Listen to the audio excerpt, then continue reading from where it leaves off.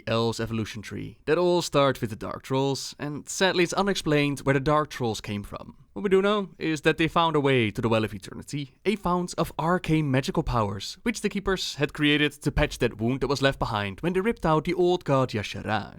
Mesmerized by their discovery, the Dark Trolls settled along the Well of Eternity's shores. Over generations, the energies radiating from the lake, it suffused the trolls' flesh and bones, elevating their forms to match their graceful spirits. They transformed into highly intelligent and virtually immortal beings. These former trolls, they gradually abandoned their ancient heritage and traditions. The tribe's mystics began worshipping the moon goddess Elune, who they believed was bound to the Well of Eternity itself.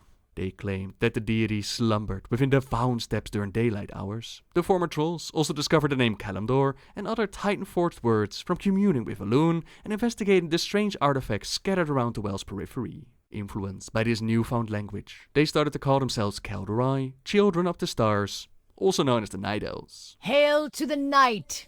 The Well of Eternity, it gave them great power, and in turn, they built up a massive empire. Now within the Night Elf society, there were some differences between the elves. Some were more powerful, wealthier, or had a bigger influence, and they called themselves the Highborn, or Quel'Dorai, meaning children of noble birth in Darnassian. Amongst the Highborn, we have the Queen Azshara with her advisor Xavius that would research in the depths and the powers of the well, eventually making contact with Sargeras and the Burning Legion. They decided to use the fount of power to create a massive portal and bring the Legion into the world, but not all the elves were down with Azshara's plans, so resistance rose up. The War of the Ancients played out, in which the druid Malfurion, he takes out Xavius. His spirit is then picked up by Sargeras, who isn't exactly pleased with his failure.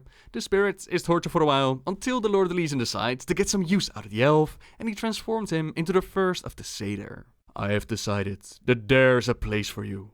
I have looked into the darkness within you, and I found that which once pleased me. I make it the core of what you are to become, and in doing so, make you a far superior servant than you were. You must be reshaped. The legs bent back at the knee and ended in cloven hooves. Like the legs, his arms and hands were covered in thick fur, and his fingers were now long and clawed.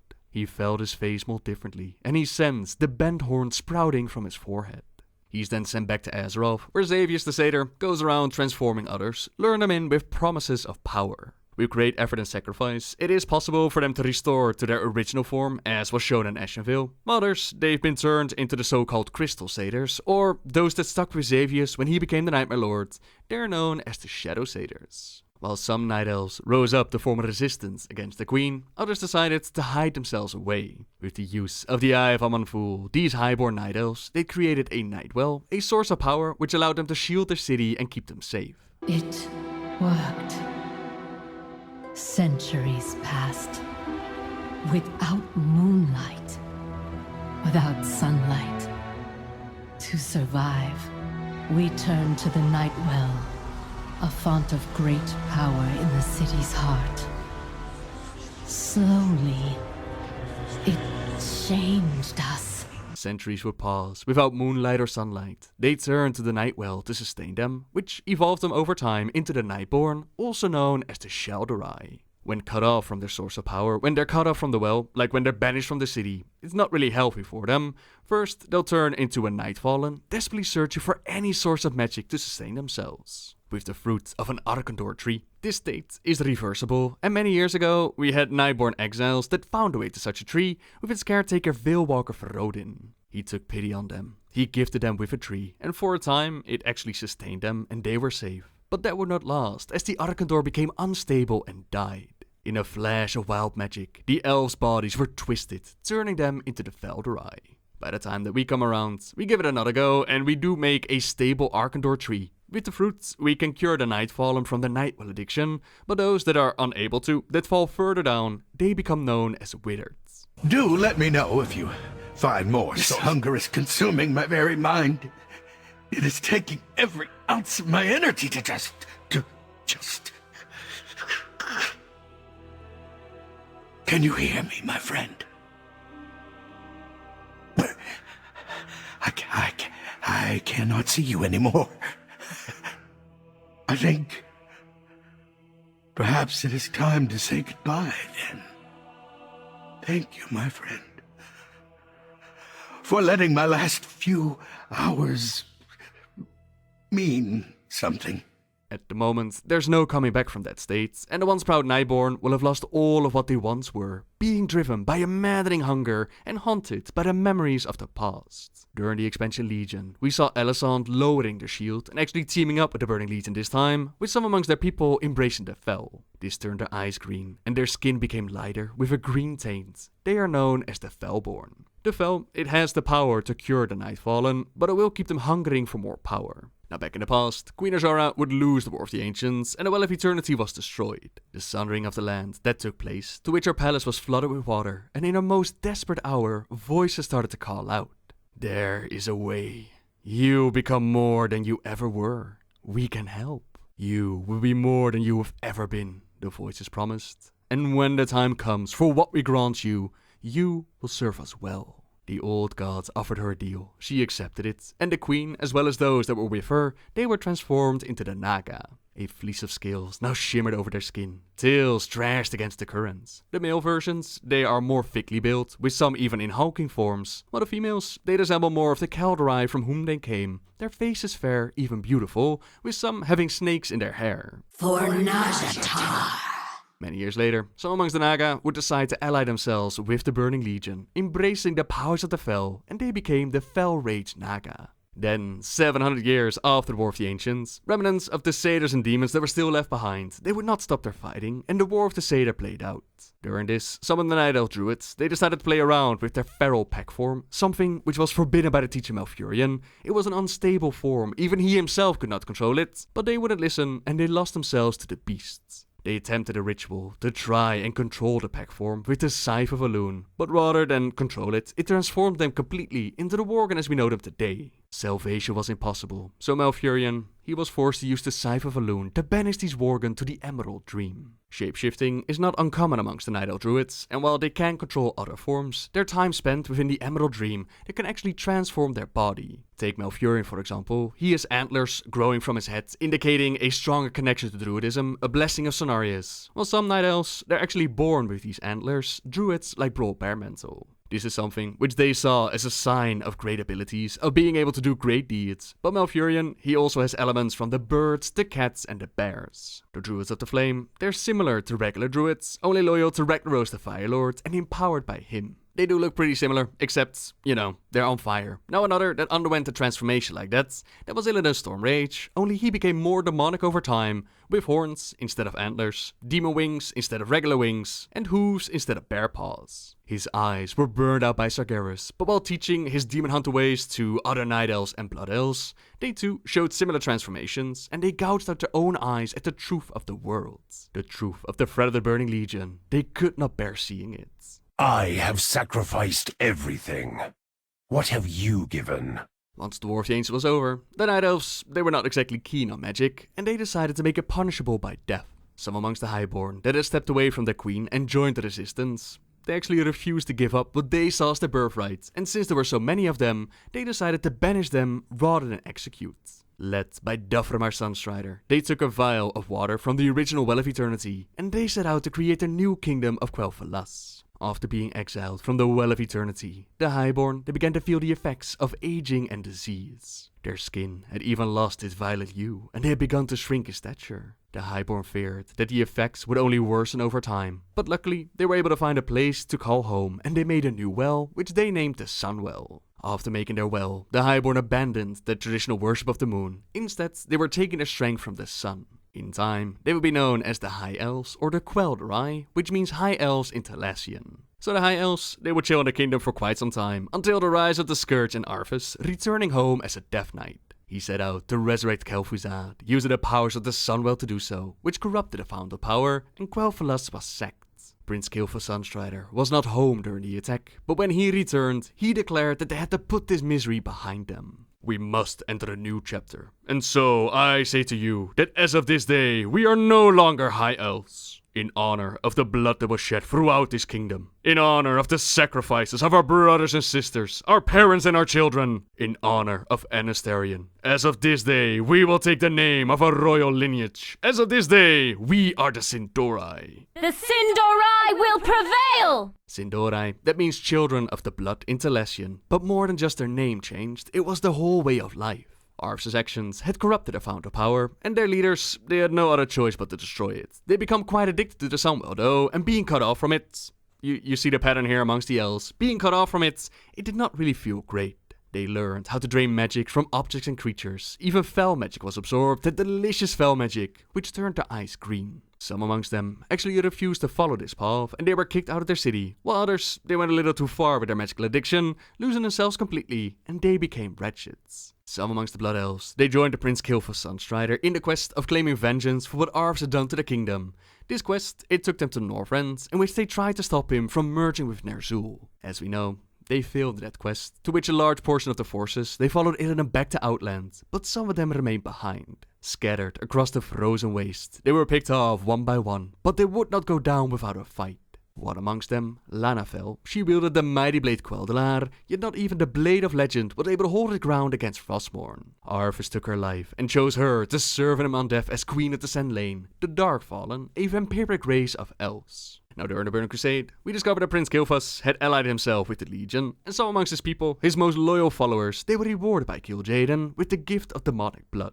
On top of the green eyes, they now also displayed various demonic features, like horns, wings, unnatural skin and hair colors. Now Kil'jaeden himself, he would also undergo quite a physical transformation, after they brought him back to life with a crystal in his chest, but I don't think that is considered an actual elf evolution, just a single case. Yet the ending of the Burning Crusade, that would be the salvation of the Blood Elves, as their Sunwell, that would be restored with the core of Anaru, which infused their well with a little bit of holy power. We always knew that their fell corruption, which turned the ice green, it was going to vanish over time, making them seem like high elves again. Now with their well having a touch of holy, instead of going back to the regular blue color, their eyes are going to turn yellow. From a gameplay perspective, that's just a smart way to keep the race distinct from each other, but also giving it a lore reason. Yet holy would not be the path for all of them though, as Magister Umbric and his followers, they started to research and dive further into the void. They were exiled for their studies, but this wouldn't stop them. Their journey, it followed the research of Darkan Dravir all the way to the Logres Rift, right into a trap which was set by Nether Prince Durzan. Thankfully, Illyria Windrunner, former high elf that already found her own way into the void, she was there to save them, prevent them from falling completely to the maddening whispers of the void. She will show them the way of controlling these dark powers that are shunned by most, and the Rendorai, or the Void Elves, they will join her and the Alliance. Use the lessons I have taught you to maintain control. Become a weapon for the Alliance, even as you skirt the edge of darkness. Arthas taking out Quel'Thalas, that did not happen without opposition from the elves. We had Sylvanas Windrunner that got under Arthas' skin so much that he decided to turn her into a banshee and enslave her to his will. She would find her opportunity to break free and recover her body, becoming a Dark Ranger, with others following her lead.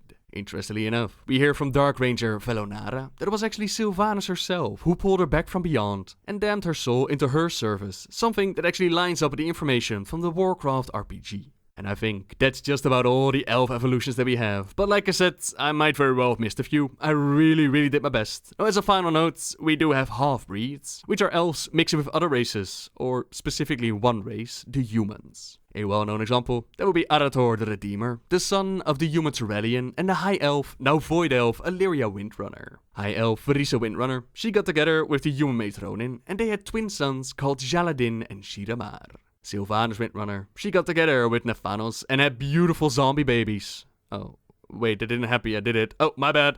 Right then, the first guardian Elodai, he was also said to be a half-elf, but we have no idea who his parents were. Oh,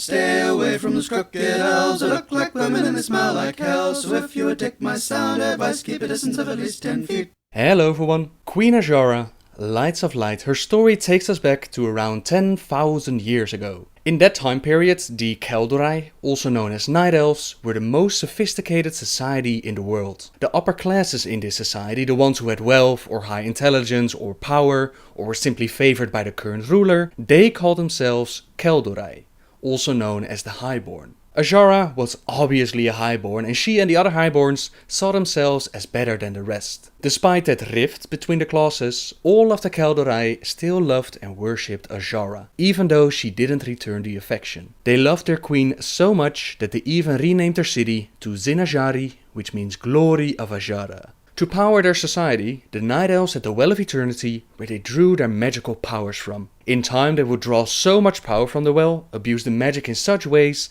that it drew the attention of Sargeras. Xavius, the counselor of Azshara, showed her the portal that they had created, and once she looked deep inside, she heard the voice of a god. The first thing Sargeras told her was, "I am coming." Now, believe it or not, the Highborn and their queen wanted Sargeras to come to our world. They saw the rest of the world as imperfection, and Sargeras would make sure to cleanse it all. Azshara was so taken away by Sargeras, by his powers, by his manipulative skills, that she saw themselves as a future couple. Yes, Queen Azshara thought that Sargeras, the mighty titan with flames as a beard, would be the perfect mate for her. Call it crazy, call it a match made in heaven, either way, they made their plans and they started to work on the portal to get Sargeras and his burning legion to our world. Sargeras was so powerful that he couldn't instantly step through a tiny little portal, so he sent in lesser creatures first, and over time their forces grew. The first time that the Night Elves became aware of their plans was when they closed off the power of the Well of Eternity for all the other Night Elves. They were having trouble with creating a strong enough portal, and it was Azshara who came with the plan to just cut off the well for the rest of the people and focus it on the portal. By cutting the others off, they lost their magic, so they went to the palace to ask the queen what was going on. Surely Azshara knew what they needed to do. The doors opened up, and the demons of the Burning Legion marched outside of the palace and started to kill all those who weren't highborn and who were in front of the castle. Azshara saw this happen, and she was perfectly fine with it. If slaughtering the rest of her people would make the world perfect for her Sargeras, then so be it. Prepare for a world of perfection. The imperfect must be swept away. These actions led of course to a resistance, and the events of the War of the Ancients took place where Malfurion, Tyrande and Illidan worked together with others to stop the invading Burning Legion. Even though it was obvious that Azshara and the Highborn were fine with the attacks, the resistance still believed that their queen was innocent, that surely she must have been taken captive or that they're forcing her to do this. So strong was the love for their queen. Eventually from the portal, Hakkar the Houndmaster, Menarov and even Archimonde stepped onto our world, and as time went on, both sides got their victories. But near the end, it started to look very bad for the Highborn and the Burning Legion. The resistance, they got aid from the demigods, they got aid from the dragons, all of these powers combined against the Burning Legion, and they managed to hold the line and even push the Legion back.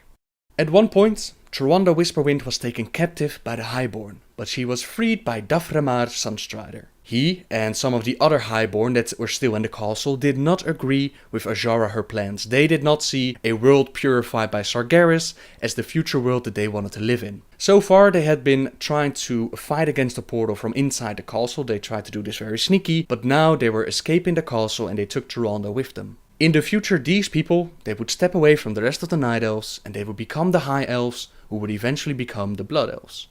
Now all this time, Azshara was getting ready to be perfect for her future husband, and there was no doubt in her mind that soon Sargeras would step into our world and a day, arm in arm, would cleanse the world of all imperfection. Near the end, however, the resistance of course managed to get some ground. There were plans to destroy the portal, and it became very loud outside, so Azshara decided to take a look at what was going on. She saw Menarov, who was desperately trying to keep the portal open for his master, and she confronted him with what was going on. He got so pissed about it that she dared to interrupt him in this critical moment, while he was so busy trying to keep the portal open that he tried to strike her, only to realize that she outpowered him greatly. Bold of you to strike a queen.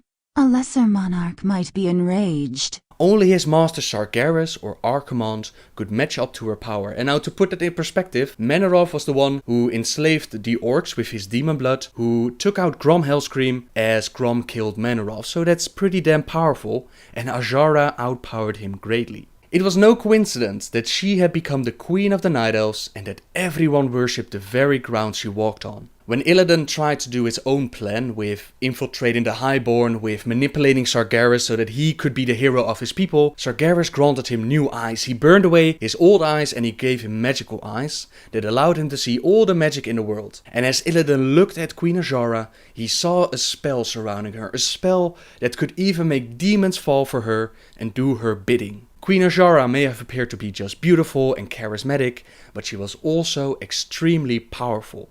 As Manoroth tried to strike her but couldn't, he told her that he would take care of business as long as there would be no more interruptions. Azshara saw the wisdom in this and retreated to her quarters, but unfortunately Manoroth didn't exactly take care of business. The Resistance used the power of the Dragon Soul to suck all the demons back to their own realm, and in the process the Well of Eternity became very unstable. So unstable that it caused a sundering which split the land of Kalimdor apart and create the world as we know it today. When these events happened, Azshara was in her tower with her handmaidens. Amongst them was Lady Vash. She realized, of course, that their plans had failed, that Sargeras would not come because the world around her started to crumble apart. The handmaidens started to panic, and Azshara would not stand for this. She slapped Lady Vash across the face to get some sense back into her, and Vash picked up a chair for her queen, a chair that had fallen down because the freaking world started to break down around them, and they poured Azshara some wine. She was Queen Azshara, Lights of Lights, supreme ruler of her people. She had not permitted this. Even so, it looked like the waters and the Well of Eternity didn't exactly listen to her supreme ruling, and the water started to pour into her chambers, so she created a shield. She created a shield with just a single thought, and this shield was powerful enough to shield both her handmaidens, as the water flooded into her tower. Drops of sweat started to appear, the first sweat drops in her life, as she tried to hold the shield against the crushing power of the water. In that moment of desperation, whispers came to the queen, whispers from what we presume to be the old gods. Azshara was no fool, and she knew that the waters would eventually claim them and wash away the perfection that was Azshara from this world. With a nod, she agreed to the whispers, and she and the remaining highborn transformed into the beings that we know them as today, the Naga. And when the time comes, for what we grant you, you will serve us well. The shield faded, the waters claimed them all, but they did not drown. And that's the last that we heard of Queen Azshara for a very, very long time. Now let me just make this very clear. Azshara was beautiful, she was worshipped, maybe a little bit delusional when she planned to date Sargeras, but she was also very powerful. This was before the old gods transformed her and made her more than she already was. She was at the level of Archimonde 10,000 years ago, and that guy is the right-hand man for Sargeras himself. Archimonde took the immortality of the Night Elves with him when we took him out, and Azshara has had 10,000 years of pretty much undisturbed time beneath the waves of Azeroth. Time to build up her power and plot revenge against the Night Elves. You would imagine that such a beautiful, manipulative and powerful being as Azshara would get a prominent role in Warcraft. Unfortunately, that's not the case. We do see Lady Vash in Warcraft III, who explains what has happened to the Naga and the rest of the people. You've come far enough, little warden. Your vaunted Night Elf justice has no jurisdiction here. What would you know of us or our justice, Naga witch? Why, my dear, we Naga were once Night Elves. We were Azshara's chosen, the Highborn, banished beneath the cruel seas when the Well of Eternity imploded around us. Impossible. Cursed, transformed. We have waited 10,000 years to retake our rightful place in the world. And now, with Lord Illidan's help, we shall. Up to this point, the Naga had not shown themselves, and there were only a couple of rumors about the fate of the Highborn, but nothing definite. With Lady Vash answering the call of Illidan, they now made their way on land, but nothing of Queen Azshara herself. Her people, the Naga, aided Illidan and Kil'jaeden. Her people led attacks on the shores of Azeroth. Her people worked together with the Twilight Hammer clan, but nothing about the Queen herself. Not until Cataclysm, with a questline in Darkshore. The Twilight Hammer clan are planning to release Sogoth onto Darkshore and the rest of the world. Sogoth is a minion of the old gods, and it took 20 giants to take him out. Many of you pointed him out as being an old god, but the Cataclysm has shown that he was just a minion of the old gods. We figured out the plans of the Twilight Hammer clan, and we set out to reclaim the Horn of the Ancients before it's offered to Azshara. Upon killing her priest, she reveals herself and she taunts Malfurion Stormrage. The plan of the Twilight Hammer clan were made to keep him busy in Darkshore as her allies attacked Mount Hyjal. This way Malfurion would never be able to stop them in both places, but unfortunate for the Queen, she did not count on heroes like us. We take the Horn of the Ancients and kill Sogoth as Malfurion makes his way to Mount Hyjal and stops the Twilight Hammer's clan there.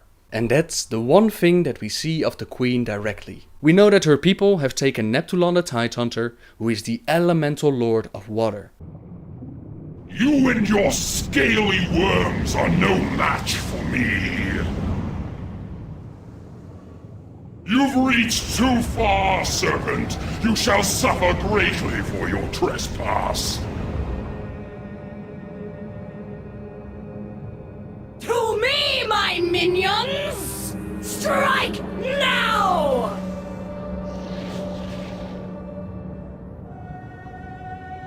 Now! Unleash the Kraken!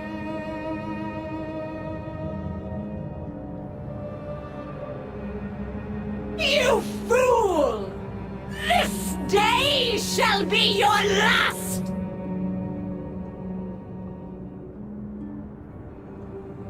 Follow me, my pets! The mighty Illidan is ours at last! For those unaware, the elemental lords are Ragnaros the Fire Lord, Pherezain the Earth Mother, Alakir the Wind Lord, and Neptulon the Tidehunter. We follow Ozumat and the Naga who've taken Neptulon to his own realm, the elemental plane of water, where the Titans placed the elemental lord so many years ago. Ah, my fearless assistants, I assume. We try to save him from Ozumat, and today seems to be won. We've got the power of cleansed water inside of us, and that's until Ozumat returns and snacks Neptulon with him. And the story doesn't continue after that. They were planning to make more of a raid inside the Abyssal Maw, but they never implemented in the game. What have the Naga been doing with him? What are Azshara her plans? And what will happen with Enzov, or Nuzov, as I've been told that he's called? What will happen when he enters the field? What we can be certain of is that when we face Azshara, she will be extremely deadly. If she was so powerful 10,000 years ago, imagine what she can do now with old gods backing her up and the power of Neptulon in her hands. She has Kraken, she has Murlocs, she has She-Giants, and whatever else is hidden beneath the oceans of Azeroth. I truly hope that Blizzard will return to her story one day, and that she will receive the story that she deserves. May we all fear the day when the Queen, who wanted to spend her life with Sargeras and cleanse the world of imperfection, returns to see her dreams come true with the power of the old gods at her side. Maiev.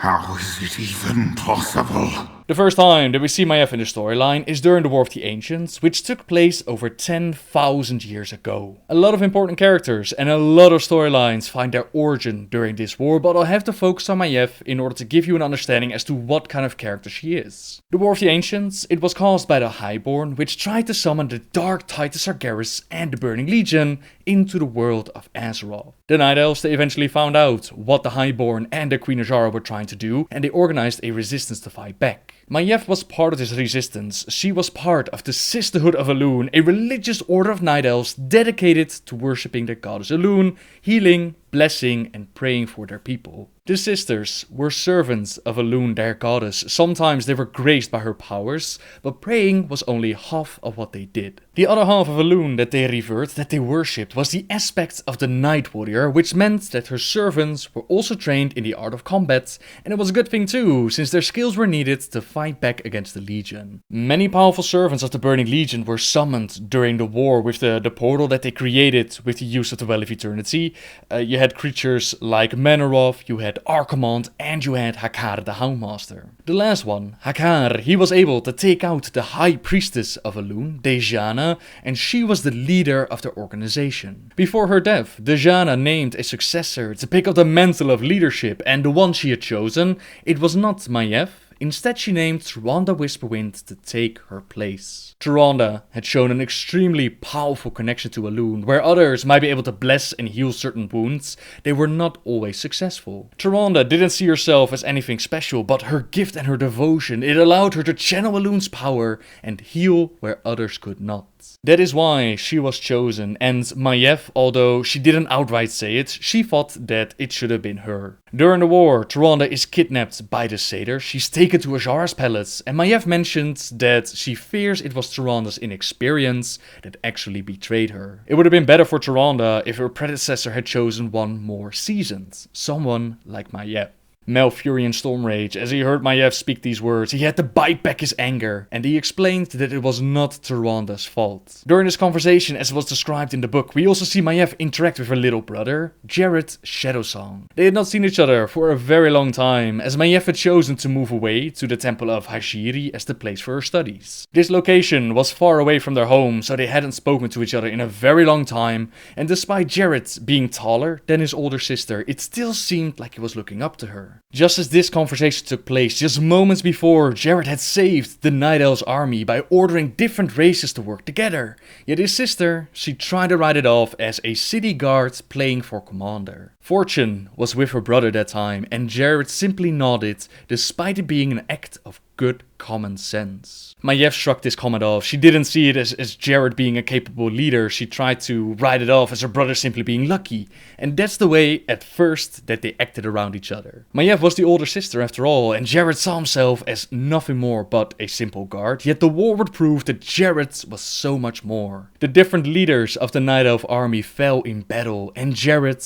unwillingly, unknowingly, he flowed into the role of the military leader of the Kel'Dorai resistance. Similar to Tyrande, Jared also didn't think he was anything special, nor that he deserved the respect that the Night Elf forces gave him, but he was smart, he was able to lead the resistance, and was it not for him, they might have lost the war entirely. Maiev, throughout the course of the war, she also tried to gain a better position, since, like I said, she believed to be a better and more experienced leader of the Sisterhood, so when Tyrande was kidnapped to Azshara's palace, and Marina, the one Tyrande had named to become the leader after her, when Marina was killed, Maiev took up the role as leader. Jared noticed what his sister was doing, that she was there at the front of battle, trying to show all of them that she was worthy of being in the position of a leader. He wondered if such ambition was permitted in the Moon Goddess's order, but regardless, he knew that Maiev was Maiev, and she would not let anyone stop her. As Jared grew in his role as leader, so too did Maiev's respect for her little brother. When Tyrande was eventually liberated out of Azshara's palace, Maiev she reluctantly stepped down as leader,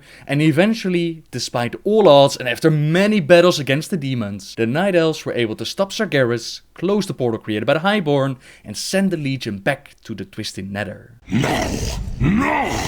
This victory will not be ripped from my grasp. I will not return to him in failure. I will not be torn from this pitiful world. No! No! The Well of Eternity, that vast pool of power that they had used to create their portal to summon the Legion and try to summon Sargeras, it had become so unstable that it started to sunder the land, split the land of Kalimdor apart, and create the world as we know it today. Illidan! The well is out of control! Aye, it's been twisted and turned by too many spells. The fuss we, especially you, made with the portal was too much. The same spell that sent the Burning Legion back into their foul realm now works on the well. It's devouring itself and taking its surroundings with it. Fascinating, isn't it? Not if we're caught up in it. Why weren't you running? What have you been doing with your hand in the well? Part of the Night Elf Kingdom was simply destroyed, sent to the bottom of the sea, including Azshara's palace. As the queen realized that their plans had failed, water started to fill up the palace, and in that moment, the old gods they whispered to the queen, offering her a deal. She and the Highborn with her were transformed into the Naga, and when the time came, she would serve the old gods. The Night Elves resistant, they also saw their world being destroyed. They were able to retreat to high ground, and you have to understand that in that very moment, they saw the world that they knew destroyed. They had to think about shelter, about food, and thankfully they had ample supply of water in a big lake which they could use to give their people something to drink. But Illidan Stormrage, Malfurion Stormrage's twin brother, he had other plans in mind with the water. Illidan had acted as a double agent during the war, but only a very few praised his actions. Most were uncertain if Illidan was truly fighting for their cause and didn't join the Legion willingly. By this time he had these tattoos across his body, Sargeras has burned out his eyes,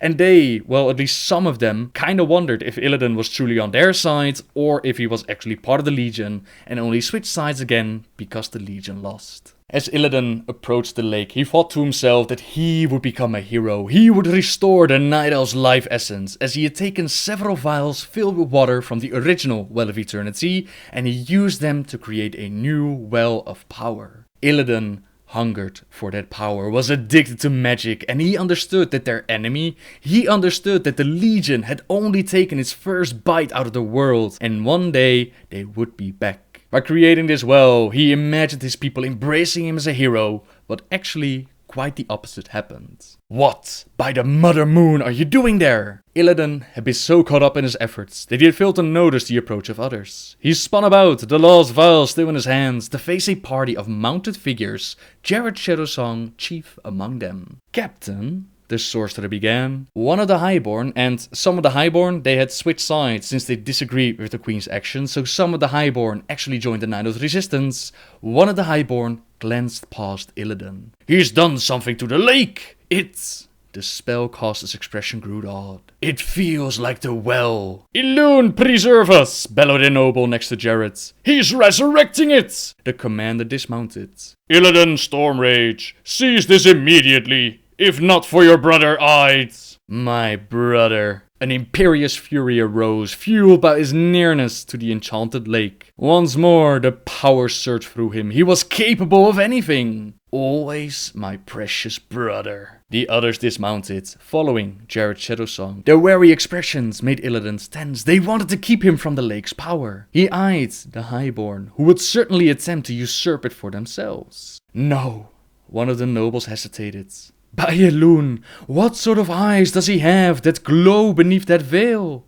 Illidan glared at the Highborn. Their leader raised a hand in defense. Look out! Flames erupted around the other sorcerers. They screamed, and Jared and the nobles charged him. Illidan sneered at the paltry threat and gestured. The ground beneath them exploded. Jared was tossed back. The lead noble, Black Forest, he flew high in the air, finally striking a tree with a resounding crack. You stupid fools, you! His feet suddenly sank into the earth. As he looked down, 3 branches wrapped around his body, pinning his legs together and his arms to his torso. Illidan tried to speak, but his mouth filled with leaves that adhered to his tongue. The sorcerer could not even concentrate, for a buzzing echoed in his ears as if 1,000 tiny insects nestled in them. Gasping, Illidan slumped to his knees. Through the buzzing, he vaguely sensed someone else approaching. The sorcerer knew without a doubt who it had to be. Oh, Illidan. Malfurion's voice cut perfectly through the buzzing. Illidan, why? Jared Shadowsong was struck down by Illidan, and Maiev, together with Chandris, she quickly healed his wounds. Jared would thankfully live, but Maiev, she was furious. She was terrible to behold. She wanted to slay Illidan right in that moment. But Tyrande stopped her, telling Maiev that Jared did not die, and that it was Jared's decision to make. They now had a new pool of power in the world, and the Night Elves did not want another War of the Ancients to happen, so something had to be done. It was the Dragon Aspects that came up with the plan of planting a world tree over the well to both contain its powers and make it less treacherous in nature as the well that it was. Nordrasil, meaning Crown of the Heavens, it was placed over the new well, and on top of that, for their efforts in saving the world, the Aspects gave it their blessing. Strength, a healthy life, the ability to dream, and those that followed Malfurion's path of druidism, they were welcomed into the Emerald Dream. Finally, and maybe most importantly for the storyline of Maiev, the bronze dragon Nosdormu, he granted immortality to the Night Elves for as long as the tree would stand.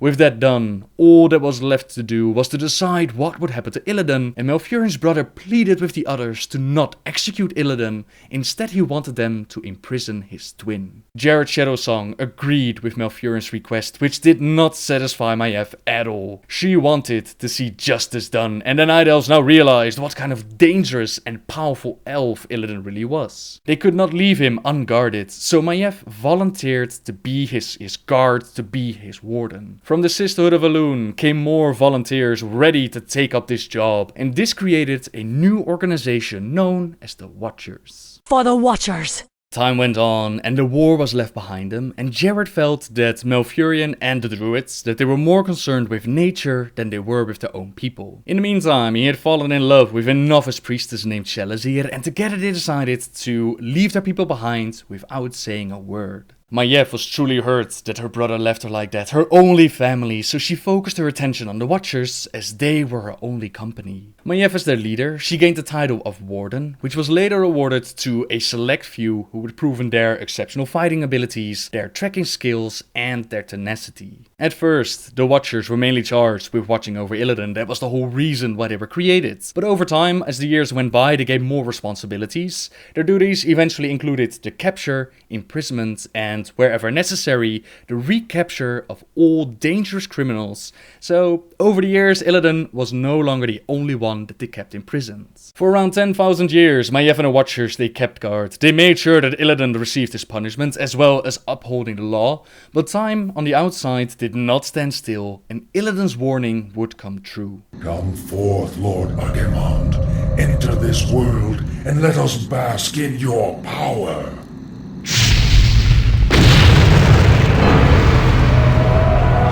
Tremble, mortals, and despair. Doom has come to this world. During Warcraft III, with the Lich King being sent by Kil'jaeden to weaken the world and get it ready for another invasion, Arthas, he was turned to the dark side and he resurrected Kel'Thuzad as a Lich. Together with their Scourge forces, they summoned Archimonde once more, which meant that the Legion had returned. Archimonde remembered the events of the War of the Ancients, and he set his eyes on taking out the Night Elves as well as draining the powers of the World Tree Nordrassil. The undead are tireless. There's no way to outrun them. You see, Lord Archimonde, we need not fear the Night Elves. The Scourge can... Archimonde, after 10,000 years, how is it possible? The Legion has returned to consume this world, woman. And this time, your troublesome race will not stop us.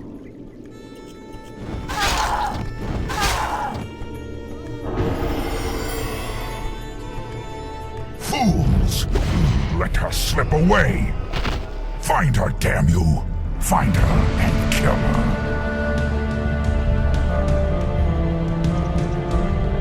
The day we have long feared has finally come.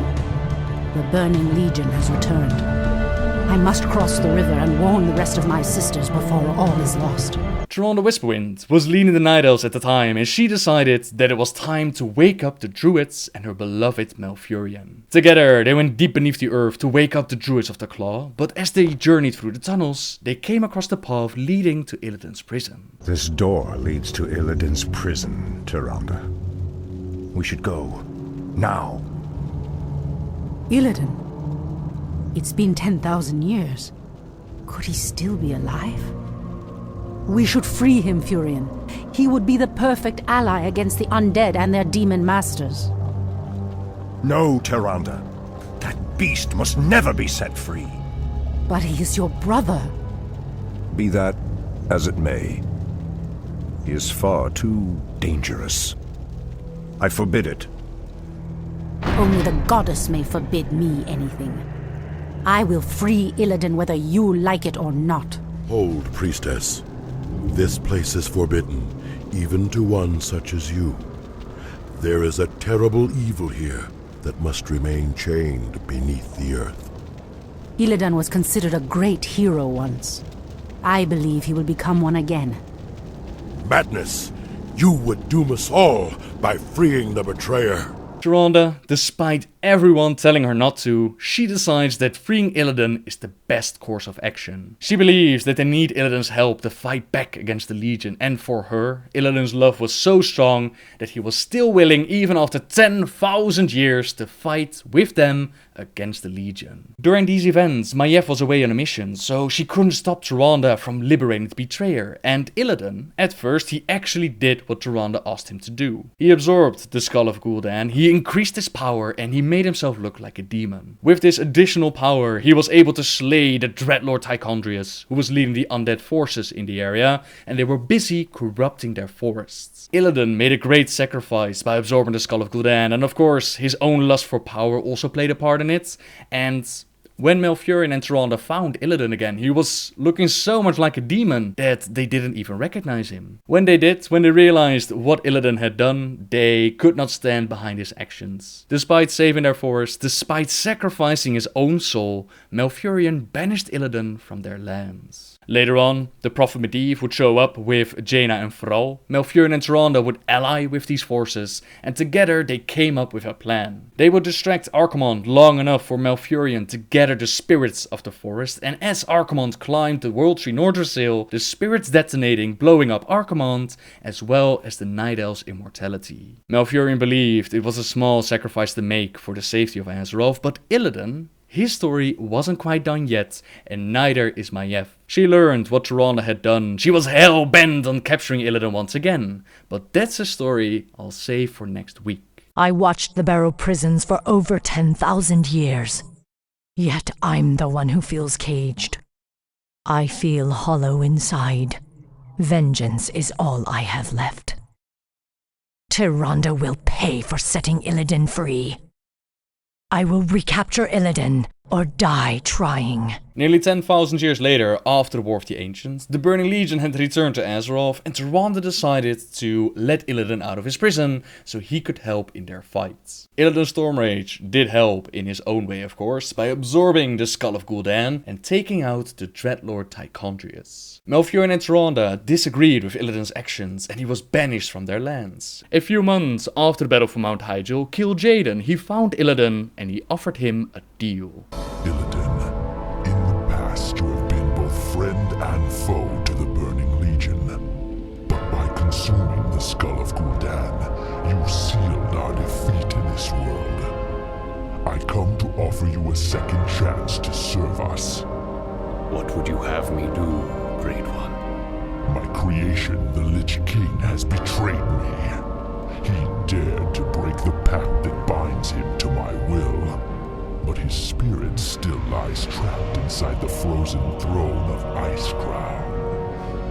Destroy it for me, and I will grant you your heart's desire. So Illidan, at this point, he wants to destroy the Lich King, and to help him with this mission, he summons the Naga from the depths of the ocean, as well as allying himself with the Satyrs. The Naga and the Satyrs, they both used to be highborn in the service of Queen Azshara, and they're now working together with Illidan. Naturally, the warder Maiev is not happy that her prisoner is roaming about, so the hunt is on. These tracks are fresh, but they split off in opposite directions. Illidan must be getting help from someone. Your orders, mistress. You watchers split up into two parties. Scour the woods. Find what you can. We'll meet you further up the coast. Remember, sisters, if you find Illidan, do not attempt to take him without the rest of us. He is far too dangerous to tackle alone.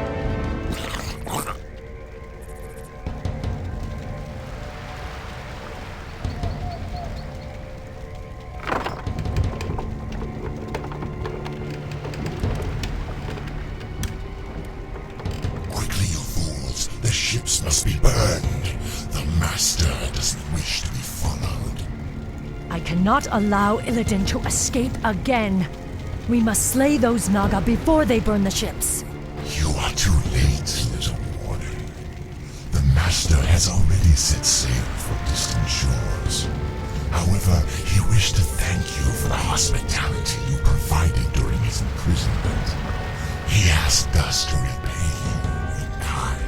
Maiev and her troops are able to stop the Naga from destroying all the ships, and they follow Illidan all the way to the Broken Isles. These isles used to be part of the Night Elf Kingdom before the Well of Eternity imploded and sent it all to the bottom of the sea. Later, the area would be used by the Guardian Azshara to seal away the remains of the Avatar of Sargeras. She locked it away behind magic so strong that none on Azeroth would be able to break it, but Azshara didn't count on magic from a different planet. When the first Orcish horde invaded, the Orc Gul'dan, he stepped away from the horde. He was in search of more power. He knew that the Tomb of Sargeras was out there, and he raised the Broken Isles and entered the tomb. All he found inside was his own demise, yet the tomb remained with more powerful artifacts inside. That's why Illidan went in there to collect the Eye of Sargeras, and he wanted to use this artifact to power his spell and destroy the Lich King from a distance. As Maiev ventures through the aisles, she encounters an old orc named Drakful, who's haunted by the ghost of his past. After taking care of these ghosts, Drakful explains what Kil'jaeden had done and that he was part of Kil'jaeden's crew. Maiev left the orc behind, stating that she wished that she hadn't cleared the ghost, since Drakful, for his actions, he deserved a far worse fate. Inside the tomb, runes written down in Kil'jaeden's own blood. They explained what he was trying to do, how his life was ended, but this is not the reason why Maiev is down here. She's on the hunt for Illidan, and she will let nothing stand in her way, not Lady Vash and her naga, not the guardians of the tomb, not even the skeletons of the past.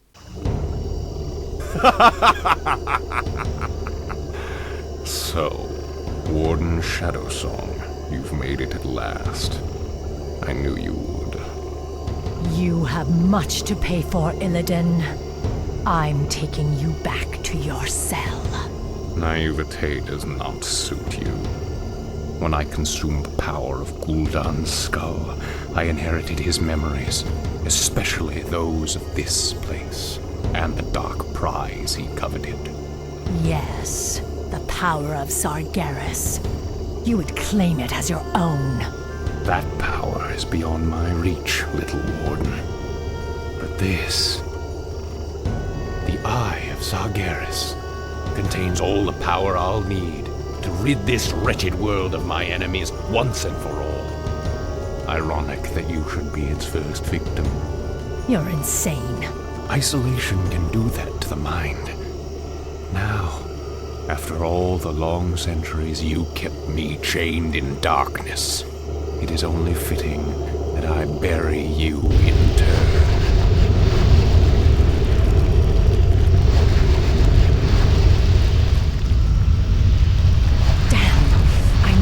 Shanto Stormrage and warn him of his brother's treachery. My power will allow me to escape, but I fear there is no way out for the rest of you. Go, Mistress. The goddess will light our path to the hereafter. I will not forget you, my sisters. You will be avenged. I swear it. Naisha and several others are forced to stay behind as Maiev blinks her way out of the tomb. She realizes that Archdruid Malfurion has to be warned, has to be informed about what his twin brother has done. But before they can do anything, the Naga attack. A runner sent out by Maiev as she tries to hold down the line, praying that Malfurion will reach them in time, and as luck would have it, he and Tyrande, they save the day. Illidan be praised. I knew you would come, Shanto Stormrage. I'm glad we reached you in time, Maiev. Priestess Tyrande, I'm surprised you came in person. Are you here to absolve your guilty conscience? I did what I had to do, Maiev. You are in no position to judge me. What you did was murder my watchers and set the betrayer free. It is you who should be locked in a cage. Stop this, both of you. We're not out of danger yet. Maiev, what's the situation here? There are no resources left in this area, Shanto. We'll need to find a gold mine if we're to marshal more troops for an assault on Illidan's compound. Very well. Let's get moving then. Maiev shows a lot of respect for Malfurion, but not so much for Tyrande. This possibly goes back to the War of the Ancients, where Tyrande was chosen as a leader over Maiev, but liberating Illidan out of his prison also didn't help. Tyrande realizes that she made a mistake by liberating Illidan, and she tries to confront him, but the betrayer, he's able to escape, and he sets sail to the lands of Lordaeron. Right behind him are the Night Elves that are trying to capture him, and as Malfurion goes off to communicate with the land, Tyrande and Maiev, they try to pick up Illidan's trail. Along the way, they come across Kil'jaeden's Sunstrider, Prince of the Blood Elves, formerly known as High Elves. His people have been nearly exterminated by the undead scourge, and he's trying to get his people and the caravan to a safer place. Then we shall lend you our aid, young Kael. Wait, we have no time for this. Perhaps once your people are safe, you will help us hunt the demon we seek. It would be an honor, my lady. Tyrande offers to help him out, which Maiev, of course, she protests. She wants to capture Illidan, not help out some stranger in need. Tyrande will hear none of it. Kills people, the High Elves. They used to be the Highborn, the same Highborn that aided the Night Elves in the War of the Ancients. By helping Kil'jaeden, they can honor that ancient old debt, as well as recruiting his aid once the escort mission is done. We are wasting time here, Tyrande. We should be out looking for Illidan. These people need our help, Maiev. Their brethren aided us against the Legion. We will honor that debt now. The escort mission seems to be going very well until the caravan runs straight into an undead ambush. Tyrande tells Kil'jaeden to get his people across the bridge, as she, together with the powers granted by Elune, she will hold the undead back. Despite there being so many undeads, Elune grants her servant the power to hold the line, but the bridge beneath Tyrande's feet, it crumbles and the river takes her away. Merciful goddess. We must hurry to save her. That current will take her straight into the heart of the undead lands. No, Kale. Tyrande is a soldier. She knew the risks she took. We have a greater mission to accomplish now, and our time grows short. Your people are now safe. You will uphold your end of the bargain and help me hunt the demon I seek. Maiev is obsessed with hunting down Illidan, and she will let nothing stand in her way. In the meantime, Malfurion, he's granted a vision showing him what Illidan's magic is doing. His spell is not only going to destroy the Lich King, it will also do some severe damage to the land of Northrend and possibly the rest of the world. He has to be stopped, and quickly as well, so Maiev and Kil'jaeden, as they return to base, Maiev gives Malfurion the news. Maiev, we've got to move quickly. Illidan is weaving a spell that is splitting apart the roof of the world. We must... Wait. Where is Tyrande? I'm sorry, Shondo, but the priestess has fallen. We aided a band of Alliance warriors against the undead. The priestess fought valiantly, but I saw her torn apart with my own eyes. Torn apart? Tyrande, my heart. I should have been there. You can still avenge her, Shondo. Let us attack Illidan together. He is the reason we even came to this forsaken place. He is the reason for your loss. Shondo, this is Prince Kil'jaeden, the ally I spoke of. Greetings, Great Druid. My scouts have confirmed that this Illidan and his vile snakes are based at the ruined city of Dalaran. They are using a gem-like artifact to perform some strange ritual. They must be using the Eye of Sargeras. But why would they strike at the roof of the world? It doesn't matter. They won't live long enough to finish their spell. Illidan must be stopped once and for all. Maiev lied about what happened to Tyrande. That's how far she was willing to go to capture Illidan. But the truth would soon be revealed as they finally captured the betrayer. Illidan Stormrage, for recklessly endangering countless lives and threatening the very balance of the world. I hereby sentence you to death. Too much blood has been spilled on your account, Illidan. Even now, I can feel the lands of Northrend reeling from the spell you cast. Imprisonment will not be enough this time. I will execute him myself. Fools! Can you not see? The spell we channeled was meant to strike at the undead, our common enemy. My mission was to destroy the Lich King's stronghold of Icecrown. And no heed to the cost! Because of you, Tyrande is dead! What? Your pardon, Lord Stormrage, but the priestess may still be alive. She was swept downriver, but it's premature to simply assume Silence, that... Kale. You told me she was torn apart. You lied to me. The betrayer's capture was our primary concern, Shondo. I needed your help. I knew you would go to her, and we would lose our chance. Just who is the betrayer now, woman? Maiev's lies quickly caught up to her, and Malfurion is furious. Illidan tells his brother that he would never lead Tyrande to harm, so he offers his aid and that of the Naga. The serpents are able to quickly scout the rivers, they find Tyrande just in time, and the Stormrage brothers are able to rescue her. Now Illidan is in a very tight spot, since he was given a clear mission by Kil'jaeden, which he now had failed. He failed to destroy the Lich King, and pissing off someone like Kil'jaeden, that's never a good idea. Illidan decides to leave Azeroth behind, hide out in Outlands, but Maiev is not done with him yet. Farewell, brother. Tyrande. I doubt our paths will cross again. In Shufalana. Fools! Have you no sense of justice? Maiev, Illidan has atoned for his crimes. He is no longer a threat to... It's no use, Tyrande. She has become vengeance itself, bound forever to the hunt. I only pray that in her zeal, she doesn't cause even more havoc than Illidan. Now, let's go home, beloved. We've earned our rest. Malfurion and Tyrande believe that Illidan has atoned for his sins, but Maiev disagrees. She doesn't believe that saving Tyrande is good enough to dissolve Illidan of his crimes made during the War of the Ancients, of his crimes made when he was released. She steps through the portal, following the betrayer to a whole new world, and the next time that we see her, she has actually managed to capture him. Luckily for Illidan, his allies Lady Vash and Kil'jaeden, they will not let Maiev get away with her prize. They liberate Illidan, and they capture Maiev in the process. Lady Vash, your rescue was most timely.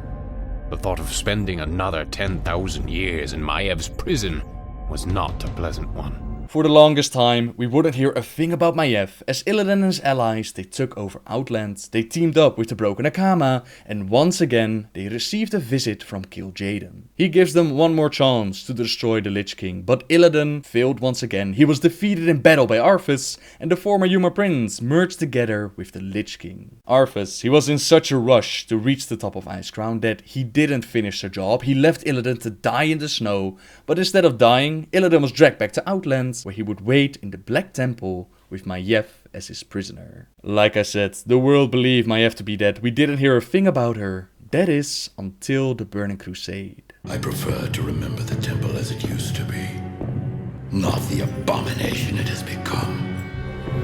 My soul bears the burden of my misjudgment. But I have been patient. I have been waiting. And when the time is right, the betrayer will become the betrayed. The Broken Akama has decided that teaming up with Illidan was not the best plan, and he decides to betray the betrayer with the help of adventurers and Maiev. It's uncertain what events transpired while Maiev was imprisoned. We know that she was tortured, but we don't know to what extent, yet her burning desire for vengeance is as strong as ever. After collecting the Medallion of Karabor, we're ready to team up with the Naru and we assault the Black Temple. We go in together with Akama, the Naru and Maiev to bring down the so-called Lord of Outlands. I have waited for this moment for years! Illidan and his lapdogs will be destroyed. Maiev is so eager to attack that she rushes on ahead without us, leaving us to deal with the minions. But when our need was greatest, when Illidan was ready to strike us down, Maiev showed up to finish her hunt. Is this it, mortals? Is this all the fury you can muster? Their fury pales before mine, Illidan. We have some unsettled business between us. Maiev, how is it even possible? Ah, my long hunt is finally over. Today, justice will be done.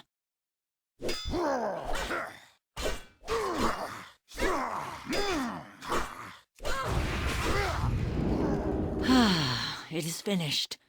You are beaten. You have won, Maiev. But the Huntress is nothing without the hunt. You are nothing without me. He is right. I feel nothing. I am nothing. And that's where we believed Maiev's hunt for Illidan came to an end, until the announcement for Legion. The description on the website says, after the fall of the Black Temple, the corpse of the Lord of Outland, Illidan Stormrage, disappeared. No one knows the true fate of Illidan's remains, but legend holds that Warden Maiev's Shadow Song took his broken body to the Vault of the Wardens, so that Illidan's dark, lingering soul could suffer the rest of his eternal sentence. Along with his followers, the feared Illidari, justice to be forever served. Time will tell how that story is going to unfold in Legion. I'll speculate a little bit about it at the end. First we have to talk about the rest of Maiev's storyline, since this is not the last time that we saw her. This story is described within the novel Wolfheart, which takes place after the events of Warcraft III, so the Night Elves are now mortal at this time, and after the events of the novel Stormrage. So Malfurion, he's been rescued from the Emerald Nightmare, he married Tyrande, and he became the co-leader of the Night Elves. Maiev has also returned home after taking care of Illidan, and she's still devoted to her service. She's been training herself, she's been trying to eradicate the dark memories left behind by Illidan, while also training new recruits into the ranks of the Watchers. For the Watchers! Like I said, the Night Elves are now mortal, so dying of old age, something that they didn't have to deal with for the longest of time, it has now become a thing. After more than 10,000 years, Jared's Shadow Song makes his way back to the society with his dying wife Shelazir in his arms. He's desperately searching for Tyrande and Malfurion for a glimmer of hope of healing his wife, but by the time that he reaches them, it's already too late. Shelazir knew that her time had come, and that no healing in the world could prevent her passing. She didn't want Jared to end up alone though, so she asked of him to bring her back, so that Jared, once he had done that, wouldn't have to deal with her passing on his own. Niva, Maiev's top student amongst the Watchers, she brings word of Jared's return, and Jared and Maiev, after 10,000 years, they finally reunite. As they talk, Maiev explains how she was proud of her little brother during the War of the Ancients. The way that he took up the mantle of leadership was a great display of the name Shadow Song, but when he left them all behind without saying a word, she felt ashamed. She had given her life to the cause, to duty, and someone like Jared, who just stood up and left, dropping all his responsibilities, that brought her great shame. After their little reunion, Maiev says to Jared that they'll talk later. Now, Malfurion, Jared and Maiev, they were not the only ones trying to make a return into the Night Elf society. Some of the Highborn who had survived after the War of the Ancients in an area called Eldrefalas, now known as Dire Maul,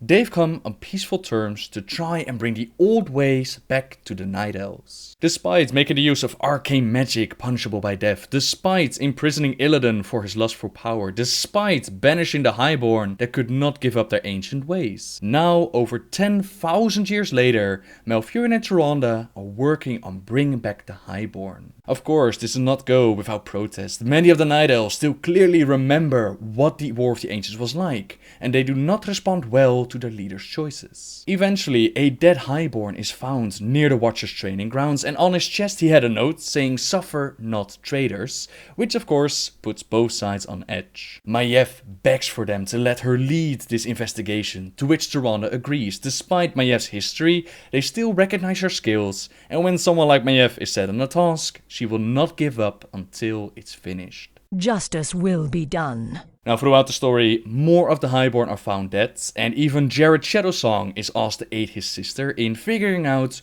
who is behind this. Eventually, Jared meets up with a Worgen named Edric, who has figured out who's behind it, but he couldn't tell anyone because he feared that no one would believe him. By this time, Malfurion has also gone missing, and Jared goes to Edric to find out if he knows where the Archdruid went. As they talk, as they try to figure it out, they're attacked from the forest, and it turns out that Niva is the one that attacks. The assassins that they were looking for were actually Maiev and some of her most devoted Watchers. They disagreed so strongly with bringing back the Highborn that Maiev decided that she should execute them for their crimes. Not only the Highborn, but also Malfurion, since he was as arrogant as Illidan, thinking that he was the one to decide what was right and what was wrong for their people. Was it not for him, they would have taken care of Illidan ages ago. He even refused the offer of Nosdormu to bless their new world tree Teldrassil, since he thought it was time for the Night Elves to truly live and no longer be immortal. In Maiev's mind, Malfurion was as guilty as Illidan and the Highborn, and she was the one to bring them to justice. The guilty will suffer. As Neva attacks, she kills Edric, but he manages to drag her down with him to a cliff down below. Jared can tell that the Worgen has already passed, yet Neva still lives, so he climbs down and he tells her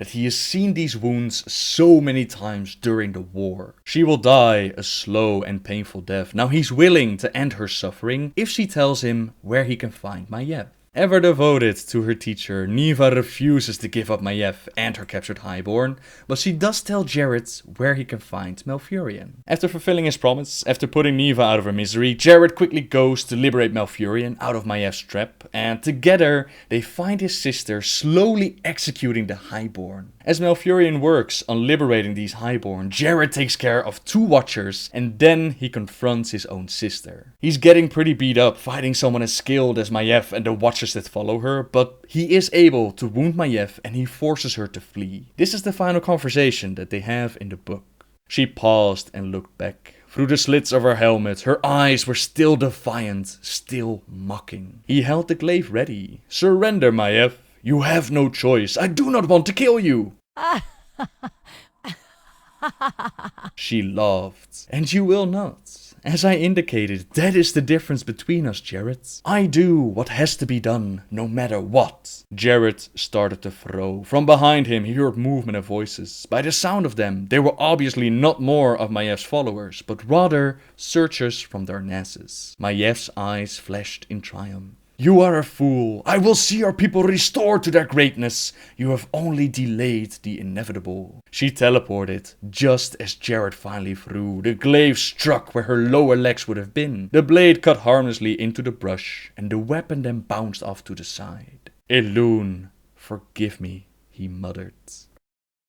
Jared was unable to finish the job, and Maiev makes a clean escape. He feels like he has failed his mission, but he swears that he will find his sister. She must be brought to justice, and it must be done by him. Tyrande and Malfurion agree that it has to be so, but they do warn Jared to be careful, to not become obsessed like his sister was. Now the Highborn, they are saved from Maiev's trap, and despite everything that happened, they join the Night Elves and magic has returned to their society. This is the reason why you can now make Night Elf mages. Jared is asked to become the leader of the Watchers, since not all of them were aware or behind Maiev's actions. Jared accepts, starting to train a whole new generation of those willing and able to stand up against threats like his sister. We've seen the brother show up during the Cataclysm, we've seen a warden join Khadgar in Draenor, but the sister is still missing. It's hard to predict how and what Maiev might do in Legion, but I fear that she will not stand at our side. Not only is Illidan making a return, the demon hunters that we're going to play as, they're the same demon hunters that Maiev has imprisoned. She didn't like it when Tyrande let one of her demon hunters go. Imagine what the response is going to be when all of them are released and now open into the world.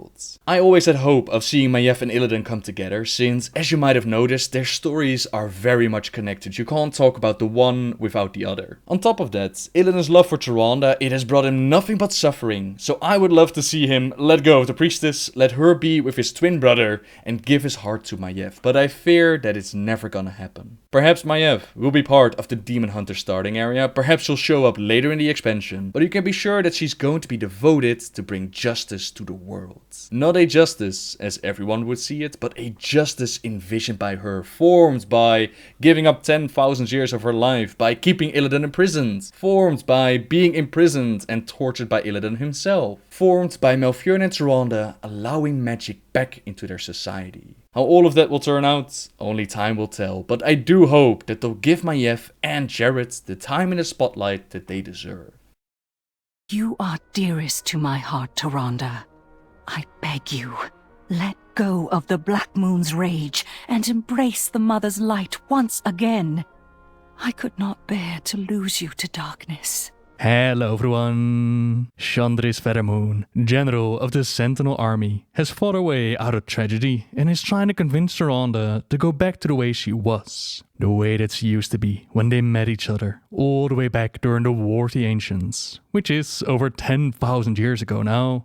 A war in which the world rose up to defend it against the Burning Legion, brought in by Queen Azshara and those that followed her. Such a simple description for such a massive war as the Legion, it didn't suddenly spawn in, nor did the Night Elves instantly rise up and kick them off their planet. A long, stretched out war That is what it took to secure victory. But we can't really go over every single detail. We'll have to keep it focused on Chandris. Was there something you wanted? Hailing from a village called Arahinam, she was together with a friend the day that the monsters of the Burning Legion came for them. She tried to run home, tried to find her family, but someone grabbed her and told her to run the other way. It saved her life, but the family was not so lucky. When Tyrande runs into Chandris, she finds a small figure crouched by herself. A young female, 2, maybe 3 years away from being able to enter into the service of Elune herself, that sat in miserable silence, staring at nothing. Kneeling at her side, Tyrande touched her shoulder.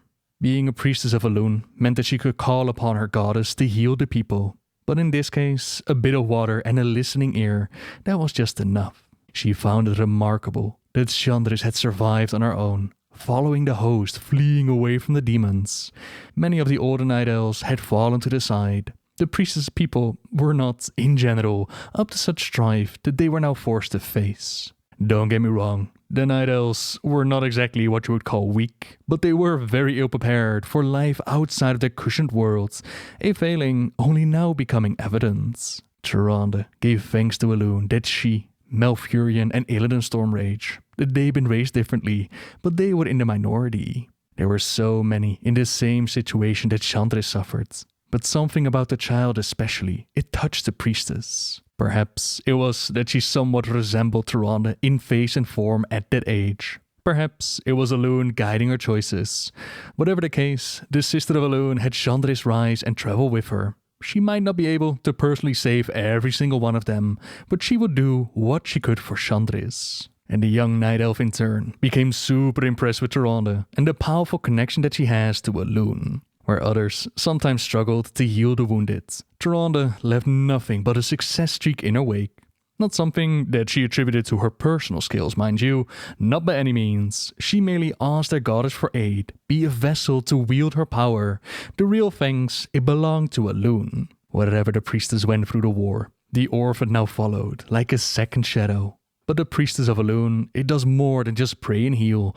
They're also very well versed in the arts of combat, which was much needed in their time of war. Not to mention that the mantle of leadership over the priesthood, it was placed on Tyrande's shoulders.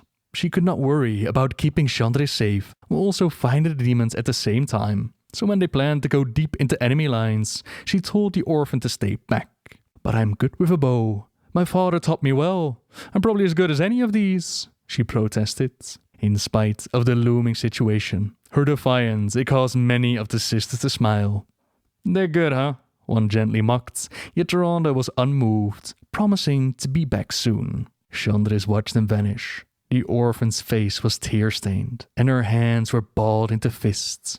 Her heart, it pounded in time to the beating of the war drums and the cries of the dying. When she could stand it no longer, Chandris ran after the priestess. Look, I don't have time for this nonsense. The one that Chandris admired so much, it would become the prime target of Xavius. He was once a mere night elf, a highborn of great power advising their queen, the one who got in touch with Sargeras and the Legion to begin with. He already faced off against Malfurion before, a battle in which the young druid ended his life. But being so close to the portal, it meant that Sargeras took hold of his spirits and he twisted it, shattered what he once was, and returned him with only the bits that once pleased his master, returned him as the first of the Satyr, going about turning others of his kind into what he had become. Deep inside of him, a burning hatred for Malfurion existed, and he knew of the two closest to him, the ones that he could use to hurt him the most, namely Illidan and Tyrande. Our druid tried to save his childhood friend from the clutches of the beasts. Unexpected aid came from the bushes, as Chandris proved exactly how good she was with that bow, getting in 2 hits, which allowed Malfurion to turn the tide of battle and invoke his druidic skills. Nobody touches his loved ones, especially not Tyrande. He transformed the Dark Advisor into a tree, hopefully ended the threat of Xavius forever. But the war flooded over the area that they had been fighting. Other satyrs, they still managed to drag it away through a portal. Not the greatest time was waiting for our Tyrande, in the hands of the Queen and the Legion. While Chandris and Malfurion, they could do nothing but watch as they dragged it away. Well, I say nothing, but the grief our druid felt. It accidentally called down such a massive storm that it threatened not only to take out the Legion, but also his allies. Lost to his despair, he didn't even notice creating it. Coriastras, the red dragon, was able to get through to him, his voice reaching down into his despair, pleading for Malfurion to gain control and push that storm all the way to Zinajari. Chandris was also picked up, saved from a muddy demise, and for days that storm would haunt the demons, buying the resistance more ground and more time. As a side note, I freaking love how they describe these druidic powers. You might remember the Darkshore cutscene where Malfurion drags the orc to the ground. It's so cool being a druid in the lore. But let's go back to Chandris. With her savior and leader of the Sisterhood gone, their new leader, it decided that desperate times required desperate measures. So despite her young age, Chandris was allowed to fight with them. Jared Shadowsong, brother to Maiev Shadowsong, he had unwillingly risen up to lead their forces. A man not born into leadership, but with a natural talent for it. Every time that he ran into Chandris, she would ask him the same question. Is there any news about Tyrande? And the answer, it was always the same. There had been no attempt to rescue the High Priestess. And how could there be? She had surely been taken to the palace, and if so, had likely been slain shortly after. But Chandris refused to believe that Tyrande would not come back. He had kindly tried to convince her otherwise, but the young female had a stubborn trait worthy of a Tauren. Once she set her mind on something, she kept to it. Which was also why, when the novice had first begun to look at him with a more personal interest, the soldier had started to worry. She was attractive, to be certain, and a year or two away from being old enough for a suitor. While he was not that many years ahead of her, it was still a gulf the size of the Well of Eternity. Yet all the same, these two definitely had eyes for one another. That would have to wait though, as there was still a war to be fought. Tyrande would eventually be saved from the palace. Jared ended up in a one-on-one with Archimonde, while Malfurion, Illidan and their allies, they managed to reverse the portal over their Well of Eternity and send the Legion back to where they came from. But all that messing about with their magical fountain of power, it had made the well incredibly unstable. Quickly, their forces retreated to Mount Hyjal as the land of Kalimdor split apart. Elune was with them in this war, as the defeat of the Legion was no small feat. The Queen Azshara is now living under the sea, in league with the old god N'Zoth, as they're transformed into the Naga, which meant that the Night Elves had quite a power vacuum and were in need of leadership. You might imagine that Jared Shadowsong would be the right man for the job, as he had led the forces to victory. But he himself, he never wanted to be a leader. He never wanted to be a hero. With the world so quickly changing around them, he simply felt out of place, wanted nothing more than to carve out a life, to try and forget the carnage and deaths. By over the years, sending more and more people towards the High Priestess and the Sisterhood of Elune, he was able to slowly fade into the background until he disappeared completely. Quite a blow for a young Chandris, who did not let go of her affection for him, even when she came of age. Her attention, it was focused on their people though, and so it was that Tyrande Whisperwind became their leader, with her adopted daughter Chandris at her side. Just after the war ended, Illidan had decided to make a new well, as he had seen that the Legion, they would come back one day, and they had to be prepared. An act that the others couldn't really appreciate. The war they had just fought over the original well, it had meant the death of so many of the loved ones. The betrayer is imprisoned, while the Will Tree Nordrassil is planted over this well. Not only would it prevent others from abusing the well's powers, the dragon aspects, they also blessed it, so that the Night Elves could enjoy immortal life and walk freely in the mythical realm of the Emerald Dream. A great way for Malfurion and those that followed in his footsteps to further expand their druidic powers. Their long nap times, they were a point of frustration though, as when their help was needed, few of Malfurion's followers were ever awake to answer the call. You've changed, Tyrande. There is little mercy left in you. Long ago I swore to protect this land, Furion. I never had the luxury of sleeping through times of great peril. If your endless vigil has hardened you, my love, it must be part of your goddess's plan. That meant that it was up to Tyrande and her sisterhood, as well as a brand new organization known as the Sentinels, to protect their new emerging Night Elf society, composed of devout and highly trained warrior women, their captain being Chandris. The Sentinels, they set out to patrol their misty forest home, befriending the native creatures of the land and standing guard against any threats, both within and without.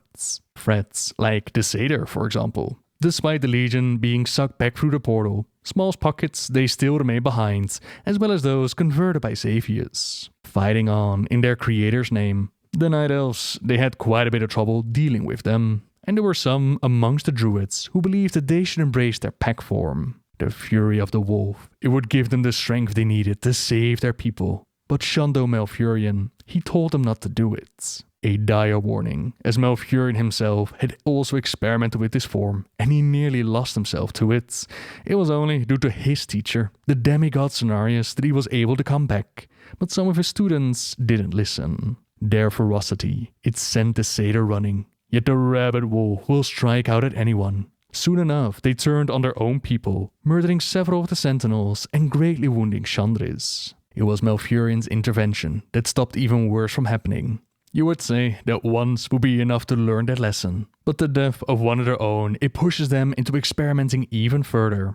With the use of the Scythe of Elune, they try to gain control of the pack form, control the rage and fury, which massively backfires. Their true form is revealed. The Druids of the Scythe, with their bite capable of transforming others to join their pack. It became so bad that Tyrande, Malfurion, Chandris and their troops, they were forced to set out a trap. Now it was their teacher who held the Scythe of Elune, and with it he banished their wayward Druids to the Emerald Dream, where they would be at peace, slumbering beneath the great tree Daronir. Not forever though, just a few millennia, until they were summoned back into the world. The origin story of the Gilnean Worgen, who in turn would need the assistance of the Night Elves to overcome their primal rage, regain their humanity, and actually become a vital ally to the Night Elves. That's the story we'll talk more about next week. For now, we have Chandris at Tyrande's side, keeping watch over the lands of the Night Elves, and an era of great prosperity and peace followed for their people. Millennia, in fact, a peace that was disturbed by strangers in the lands. The events of Warcraft III. Turns out that Illidan has been right all along. The Legion had not forgotten about Azeroth, and plans were put in motion to kick off another invasion. The Lich King was sent down and corrupted Arthas, who in turn resurrected Kel'Thuzad.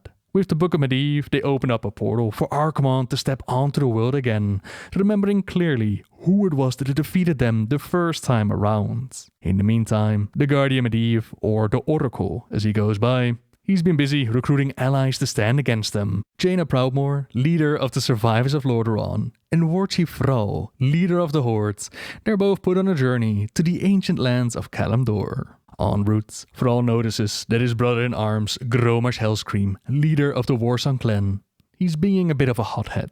He doesn't understand what is going on, but as it turns out, the blood of Manoroth that the orcs had consumed in the homeworld, it's once again burning in their veins. Don't you feel it, Thrall? It's like the old days, like the demons are near.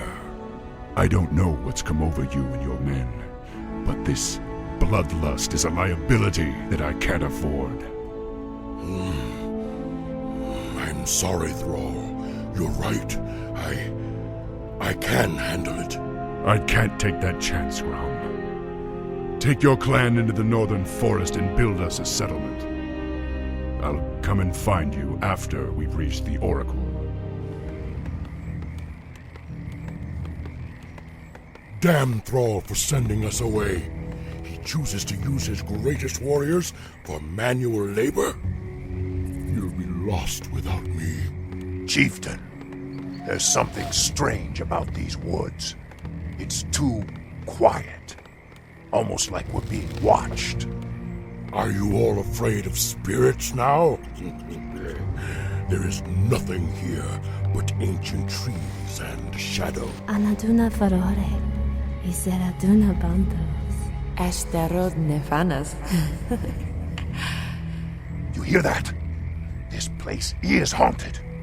I fear no living enemy, but my axe cannot cleave fleshless spirits. Thrall sends him right into Night Elf territory, where Chandris and her Sentinels, they're still on duty. At first, it seems that the brutality and the strength of the orcs, that they have the upper hand. But these are Night Elven lands, and they do not stand alone. Who dares defile this ancient land? Who dares the wrath of Cenarius and the Night Elves? Cenarius, the wild god, rallies the creatures of the forest to repel these invaders. Victory was in their grasp, was it not, for the carefully laid out plans of the Legion. The Pit Lord Maiev has placed his demonic blood in a well, where he knew that the orcs would find it. Once again, they decide to drink it, giving them the power to slay Cenarius, but also placing them firmly under control of the Legion. In the meantime, Vrou and Jaina have found each other, as well as the Oracle, who proposes the unthinkable: humans and orcs working together. But these two leaders were wise enough to see that the threat of the Legion, it surpasses any old hatreds that are lingering between their factions. By working together, they're able to cleanse Grommash. He and Vrou then slay Maiev at the cost of Grommash's life, and then the humans and orcs, they continue the guidance of Maiev, trampling through Night Elf territory. Pardon, Priestess, but you've been staring out across Ashenvale for hours. I sense something dark stirring within the forest, Chandris. It feels as if it's heading this way. The greenskins who killed Cenarius? Perhaps. Perhaps something more.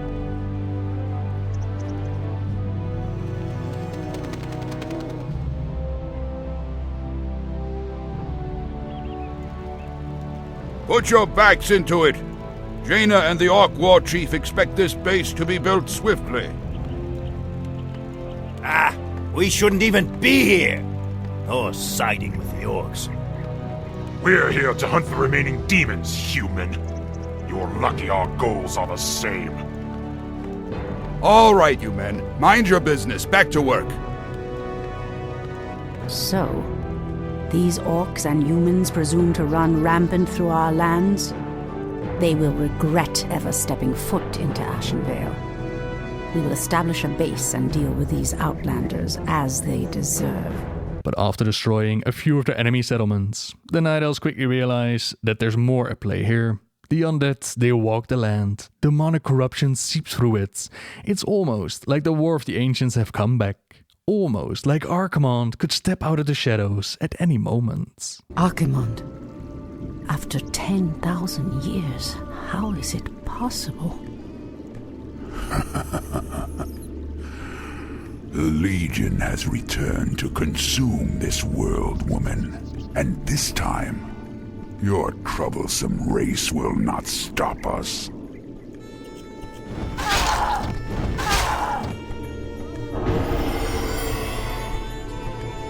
Fools! Let her slip away! Find her, damn you! Find her and kill her!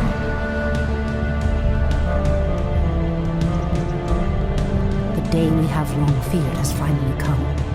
The Burning Legion has returned. I must cross the river and warn the rest of my sisters before all is lost. Tyrande, praise Elune you've made it. The undead appeared out of nowhere and attacked our village without warning.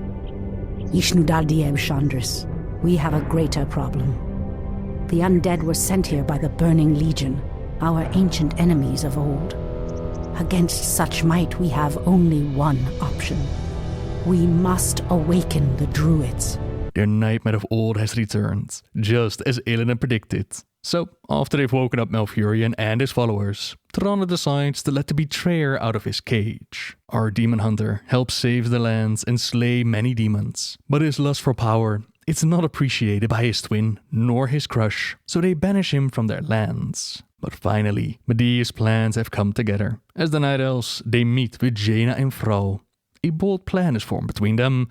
The World Tree Nordersil, it still contains those powerful enchants placed upon it by the dragon aspects. Malfurion believes that he and his druids, they can ignite these magics, which would cause a massive explosion, annihilating Archimonde and the Legion's invaders. But doing so would also destroy the enchantments, leaving the Night Elves vulnerable to aging and sickness for the first time in over 10,000 years. The impact on Night Elf society, it would be devastating, but the defenders had little choice. If pride gives us pause, my love, then perhaps we have lived long enough already. A unity of races, not seen since the War of the Ancients. They stood against Archimonde, including of course Chandris and her Sentinels. She considers Jaina her battle sister, a bond that will last beyond this moment, to this very day in fact, as their unity, it did the near impossible. Archimonde was indeed blown up, sent back to where he came from. A great sacrifice from the Night Elves for the world that they love so very much. The World Tree is going to heal in time, but those enchantments from the dragons, they're gone. Their people are now going to have to deal with mortality, sickness, growing old and infirm. They would die, just like any of the mortal races, but how those effects are shown and what else Chandris has done on her journey, that's a story we're going to save for next week.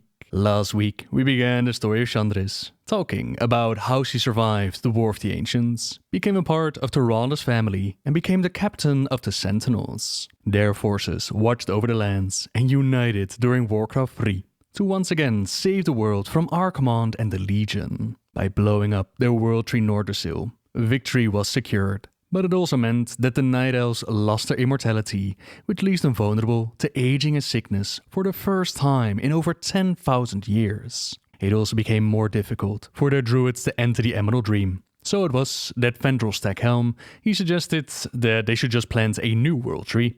Seeing how his previous attempts at planting happy little trees, how they resulted in them being corrupted, Malfurion, he thought that this was a bad idea, so he rejected the plan. Something that Stackhelm didn't appreciate. One night, he decides to ambush their Shando, plunging him deep into a coma, trapping his spirits within the depths of the Emerald Dream. With Malfurion out of the way, he then took up leadership of their Cenarian Circle and guided them into creating a new home for the elves.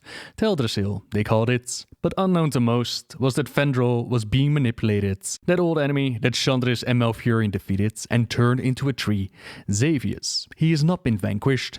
Instead, he made some brand new friends, like the old gods trapped on the planet, and through this new tree, the corruption of the Emerald Nightmare spreads. Meanwhile, Chandris, having earned the title General, she's stationed in Feralis at the aptly named Feddamun Stronghold. She and the researcher Quintus Joinspire, they've had long conversations about Stackhelm, hoping that Tyrande would formally reprimand him for his strange activities, but the High Priestess had only reminded them that the Cenarian Circle, it operated outside of her authority. Still, Quintus had been shrewd enough to see the darkness growing within Stackhelm before anyone else, and shrewder still to know that he would be saved from the Archdruids while under Chandris' watch. And that's saying quite a lot, considering that they're constantly dealing with the threat of the Hatecrest Naga.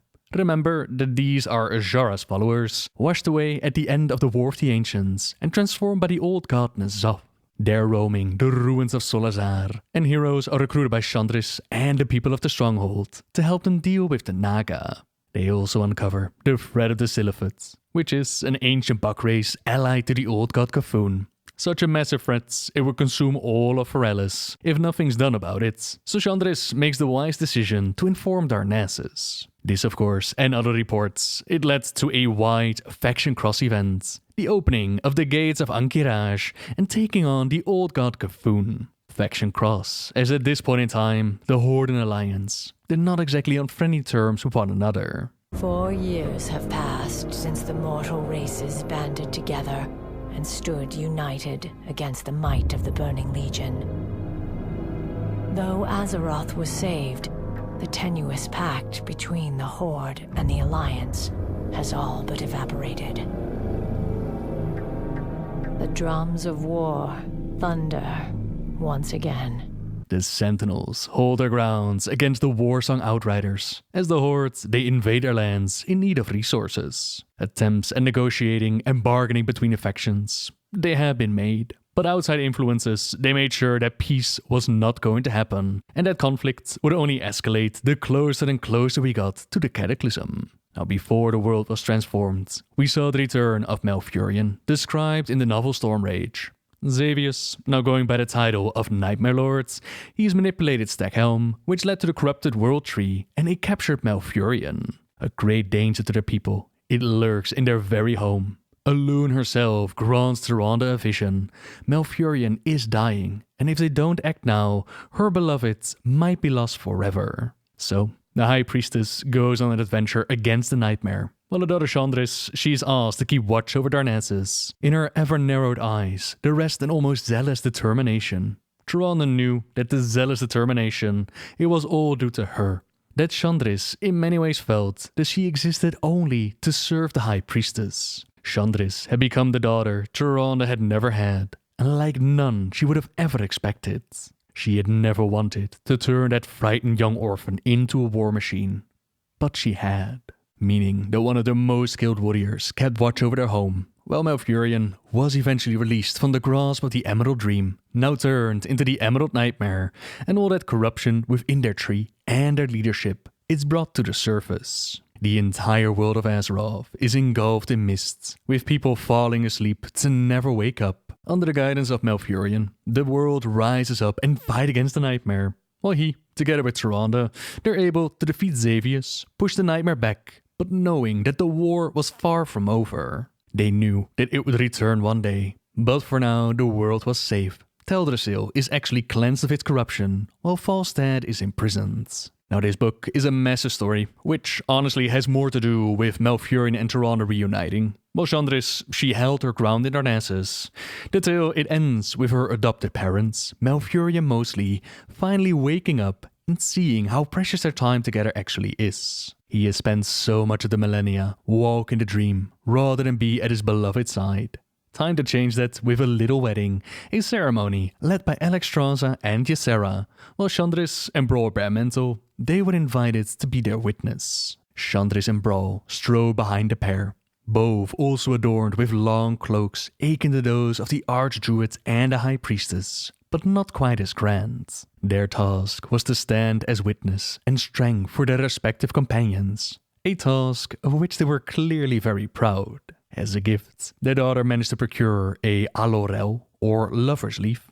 Its heart-shaped leaves curl along graceful branches. According to an ancient but completely unfounded Kaldorei legend, the alorel, it will only bloom for a couple who share a perfect love. Though this ceremony shall be brief, let it forever mark the culmination of 10,000 years of love, of destiny. Alexstrasza and Ysera said, "Let there be peace for this pair, who have brought it to all others, who is sacrificed for all others." Beautiful words, but this is Warcraft after all, and peace, it rarely finds a time to bloom. Deathwing the Destroyer, he was ready to break out of the world and usher in the Cataclysm, dramatically changing the surface of the world. Massive tidal waves, hurricanes, storms, nature was in uproar with his violent breakouts. Over in Ferellis, we have Chandris and her Sentinels desperately trying to hold the line, but the rising waters, combined with the Naga attacks, it forces them to abandon their stronghold to the Naga. Desperately, they try to get the civilians to safety, but the enemy's numbers, they seem nearly endless. There is a really cool part though, where Chandris, she tells her Sentinels to get to the tower, get to higher ground, while she herself leaps down from the roof into the water down below. The Naga turned, rushing toward her with renewed vigor. She waited, letting them move in until the timing was right. Closing her eyes, she began to whisper an ancient prayer to Elune. Each word grounded in faith and reverence, just as Tyrande had taught her long ago when she trained as a priestess of the Moon Goddess. The serpents encircled the Night Elf General, and she heard more than one low laugh of amusement ripple among them as she finished uttering the sacred words. Elune's answer came swiftly. Streams of energy filled all of the Naga around her, even as they gaped in disbelief. When the last rattling death cry was silenced, Chandre surveyed the corpses in grim satisfaction. "Your faith was always weak, highborn filth." Very similar to how her mother held her ground on that bridge during Warcraft III. But no one can keep fighting on forever, not even those blessed by Elune. A siren, flanked by a pair of imposing myrmidons, serving the Lady Sinastra, they offered terms of peace. All they wanted was the head of her mistress, the false Queen Tyrande. Chandris fired an arrow into the Naga's sycophantic smile. The creature convulsed, grasping to her throat, but her screams only emerged as sprays of blood. Choking, she sank to the ground. Chandris eyed the guards coldly. "Take that to your lady." Daring to speak of death of her mother. How foolish these Naga must be. They have forgotten the taste of defeat. And by the time that Tyrande and Malfurion show up to help out, they soon enough taste the power of these loving elves while working together. But their daughter isn't doing too great though. Inside the tower, she is found on the floor, a pool of blood glistening across the floorboards. A sob caught in Tyranda's throat as she rushed to the wounded elf's side. She fell to her knees and began to pray, scarcely able to form the words in her grief. Alone, grant me this, if nothing else. Spare her, please. She is my daughter. She believes that I saved her.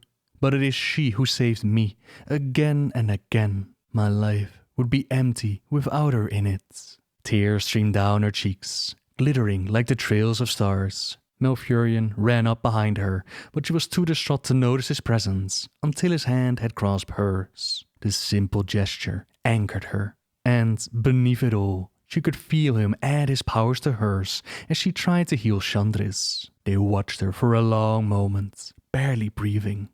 Then Chandris' eyelashes fluttered and she opened her eyes drowsily. Rolling her head slightly to the side, she tried to focus on the shapes hovering before her.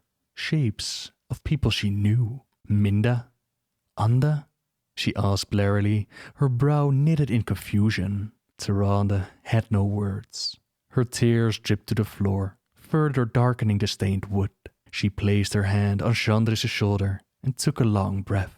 Your parents still rest with Elune, Chandris, but you do not. Elune answered their prayers, and that flower that Chandris had given them as a wedding present, it had so far not bloomed quite yet.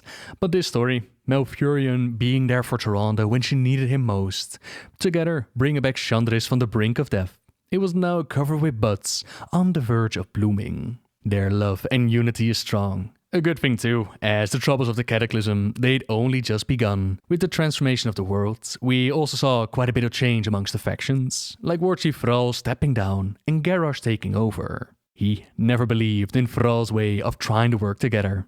The Horde is strong and should just take whatever it needs, like the lands of the elves. For the Alliance, we see that the Cataclysm brought down the Grey Main Wall, Gilneas having to deal with the Worgen Curse, which calls back to those Night Elf druids which embraced the pack form and being banished to the Emerald Dream. They're aided by the Night Elves in regaining their sanity and humanity.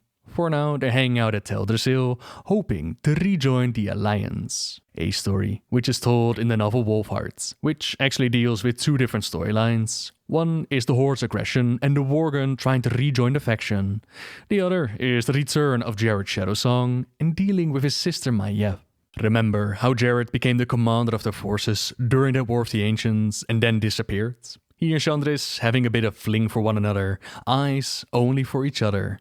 Well, Jared has spent his 10,000 years with someone else, his beloved Shalazir.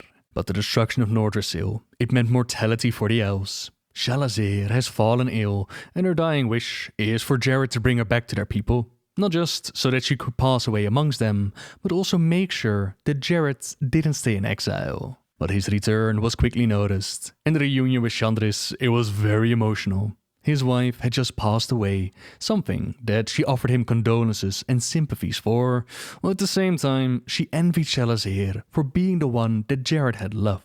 He in turn offered her apologies for disappearing and the way that things had ended.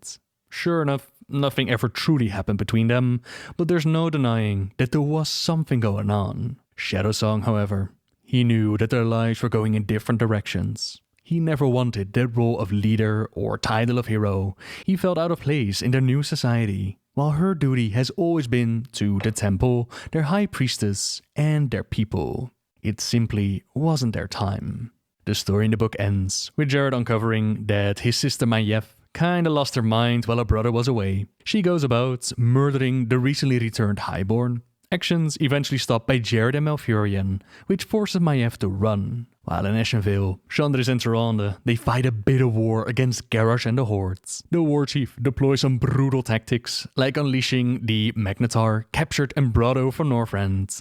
They might have even won this war, was it not for Varian Rin being the chosen of the demigod Goldrin, leading the Gilnean Worgen in an overwhelming assault. Garrosh is forced to retreat, hatching more plans for the future. Gen and his people, they're accepted back into the Alliance. While Tyrande, she looks towards the future for her beloved daughter. She makes sure that Jared is sent over to Chandris to get some aid from the Sentinels. aid to track down his missing sister. For those of you that played Legion, this storyline might sound a bit strange to the ears. As that expansion, we saw Maiev and Jared hang out again. The explanation given was that Jared was simply wrong in his assumptions about her, which, in my opinion, was a little bit of a weak explanation. All in all, they just wanted to drop this storyline build-up and have Maiev back into the storyline, considering that Illidan also returned with Legion. While the whole romantic part between Jared and Chandris, that hasn't really been continued. Instead, we see her still leading their forces in Feralis. A brand new Feathermoon stronghold has been built, training up some new Worgen recruits and taking on threats like the Naga, the Gorduni ogres and the Woodpaw gnolls. But Garrus's defeat in Ashenvale, it was only the start for what he planned to do with the Horde. The next target was Fedamore Isle, where Jaina Proudmoore had set up base, nice and close to Orgrimmar, so that she and Thrall could keep the peace going. Garrosh is taking great pleasure in ripping apart the alliances built up by Thrall. The Horde is summoned for war, marches towards Jaina's home, but for some reason, the war chief decides to hold off his troops. Simply have them wait, give Fedamore all the time it needs to gather the most powerful allies that the alliance has to offer. Chandris' battle sister would not stand alone against the might of the Horde. Yet unknown to all was that Garrosh had no intention on winning the battle simply with troops. He had waited to deal as much damage to the Alliance as possible, since the stolen focusing iris transformed into a bomb that is dropped upon Fedamore Isle. A whole lot of death followed, but Chandris was out of a mission with Risa Windrunner when the city was struck. They were some of the lucky ones able to avoid the carnage. They kept on the fights. The Horde's assaults would eventually be stopped. The tides of war even turned against them. And over time, the Horde started to realize that this war chief Garrosh, that he was leading them down a very dark path. A rebellion rose up, kicking Garrosh out of the mantle of war chief. But they didn't instantly end his life. Instead, a trial followed to answer for his crimes. While Chandris was present at the proceedings, that did not stop Kairos and Rephion from setting Garrosh free, all the way to an alternate reality where Hellscream could form a brand new Horde. And while the dragons had planned to have that Horde stand with us against the coming Threaded Legion, Garrosh, he had his own plans in mind. The Dark Portal turned red, the Iron Horde tried to claim the world, but we quickly pushed them back and followed through. While our main focus was on dismantling the Iron Horde, eventually deal with Gul'dan and the Burning Legion. There were several interesting quest lines, which were picked up at the Lunafall Inn for the Alliance, or at the Frostpool Tavern for the Hordes. One of these quest givers was none other than Chandris, though at the time her identity was kept a secret. A cowled ranger, it asked heroes to aid her in her search of an important someone, the High Elf Illyria Windrunner. She will reward any sign of high elven weaponry that we might come across, which we actually do. A silver-lined arrow is found at the Shadowmoon Burial Ground, a hint of things to come in the expansion that followed, the expansion Legion. In it, we saw once again the return of the Legion. Like during the War of the Ancients, like during Warcraft III, once more they've shown up to try and claim the world. And while our parents had to deal with the return of Xavius the Nightmare Lord, Chandris' role was more connected to the Hunter Order, as heroes found out that she's a member of the Unseen Path. This is an order of hunters, archers, rangers, beastmasters and trappers. The Sentinels, the Farstriders, the Dark Rangers, heroes like Rexxar, Verisa or Haldran, they can be found amongst their ranks. Xavius was not her target. Instead, she assisted with another terrible threat that was seen during the War of the Ancients. She helped the Unseen Path with taking down Hakar the Houndmaster, similar to how Malfurion had done the same during the War of the Ancients. Sadly, the game, it wasn't really able to portray him in the same way. But all the same, he was defeated. We even reconnected with Illyria and Terrellian. We took the battle all the way to Argus and imprisoned the Dark Titan Sargeras. Bit of a sore loser though, as his final strike, it has plunged a sword deep into the world, wounding the Titan spirit within. All across its surface, Azerite pops up, a super powerful resource to be used for healing or destruction. The Horde's new war chief, Sylvanas Windrunner, she sees this as an opportunity for war. Once more, the Horde marches through Night Elven lands, while Chandris and some of their finest, they're en route to Silithus, trusting their intel that is where the Horde would focus their efforts. By the time that they figure out it's actually aimed at their home, the legendary general of the Sentinels, she of 1,000 battles, she believes that it's a brilliant plan. Every step is calculated. She could appreciate that, but the Horde did not bargain on their travel being so very slow. The Druids are asked to bring them some wind so they can quickly travel back home and take the battle to the Hordes. But as we know, it would all be for nothing. Teldrassil is put to the torch, the genocide of the Night Elves. The Keldor lands have finally been claimed by the Horde, while those that did manage to escape, they take shelter in Stormwind. But one defeat does not mean losing the war. New allies are gathered on both sides. The Alliance, they reconnect with Kal Tiras, while the Horde, they earn the support of the Zandalari. The events of Battle for Azeroth show Chandris at the front, aiding heroes in their war campaign, which started in Vol'dun, taking on the Reliquary. A successful mission to be certain, but there is some troubling news that reveals itself. The Horde have accepted a Senlain amongst their ranks, vampiric elves led by Blood Prince Draven. He murders one of our gnome allies and then teleports away. He is a threat for another day though, as the next mission, it sees Chandris going into the lands of Nashmir, Blood Troll territory, to take out Ariel, a captain of Sylvanas' Dark Rangers. Joining her on this mission is none other than Jon J. Kashan, quite a hero in his own right and Warcraft's version of Rambo. She lets him know that it's okay to be at ease around her, but he has read her file from the SI-7. She's been alive for more than 10,000 years, fought in more wars than he could ever imagine. Far as he's concerned, he's barely worthy of serving next to her.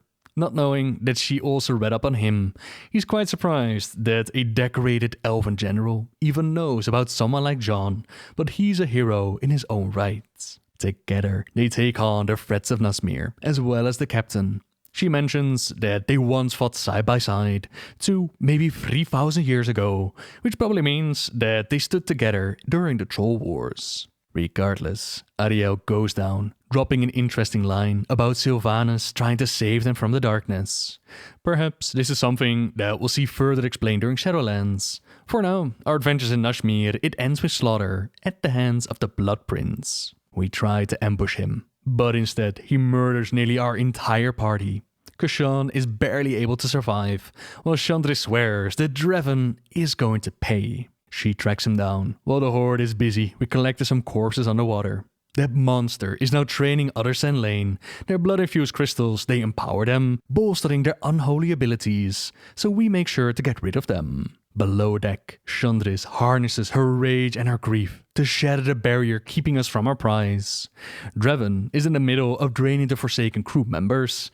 Not a lot of meat on their bones. But no matter, he'll just tell Sylvanas that we were the ones to kill them before he killed us. That's not going to happen though. And while Falstad gives us air support, occasionally stunning the Blood Prince with his hammer, Chandris won't let her vengeance slip away. Elune is with her, granting her the strength to strike down Draven, strike him down, and avenge her fallen sisters. She then goes out to help us prepare for the attack on Azshara Lore. Even joins us as a champion, willing to be sent out on missions. Yet despite helping with the preparations, she would not actually be there at the battle for the Azshara Lore.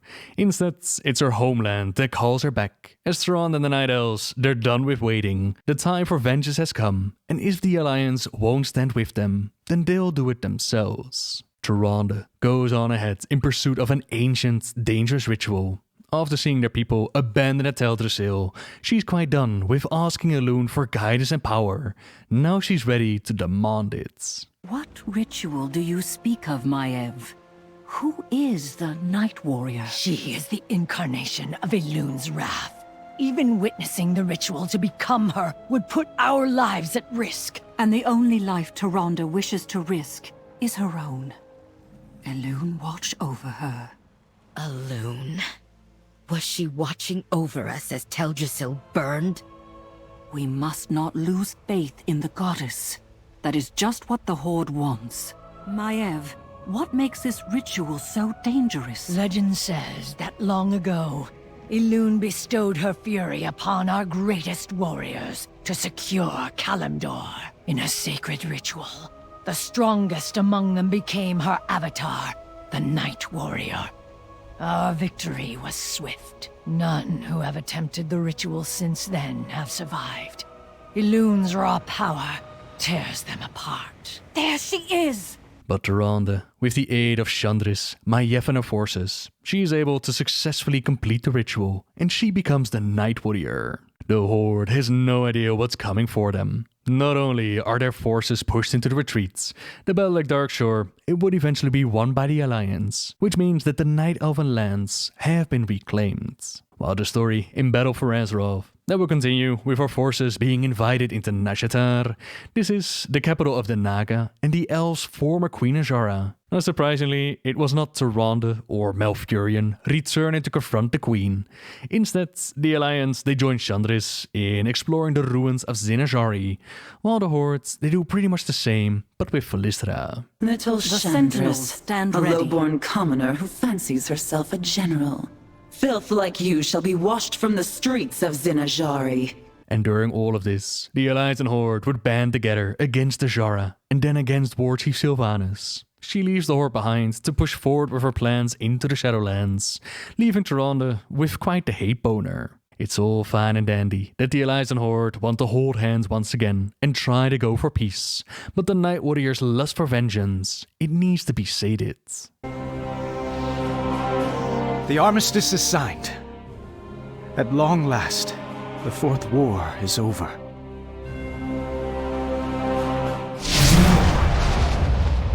Not while the Black Moon still cries out for vengeance. Not until the Horde has answered for its treachery. Further bloodshed will not bring back the fallen. We must renew our hope and forge a future for those who survived. And when the next war chief musters an army, will hope save you if it is Stormwind that burns? I know it's difficult to trust, but there are signs of change within the Horde. In place of a war chief, there is now a council, led by Bane, Thrall, and the others. I believe they can— Your faith is naive, Lion's son. I will sign no treaty unless it is written in the Banshee's blood!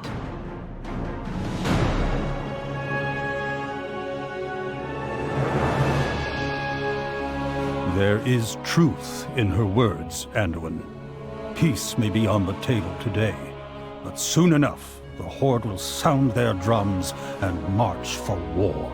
When that day comes, no scrap of parchment will hold them back. The path to peace will not be easy, and not all will choose to walk it. But this is the only way to build a better future. I believe it will work, Ken.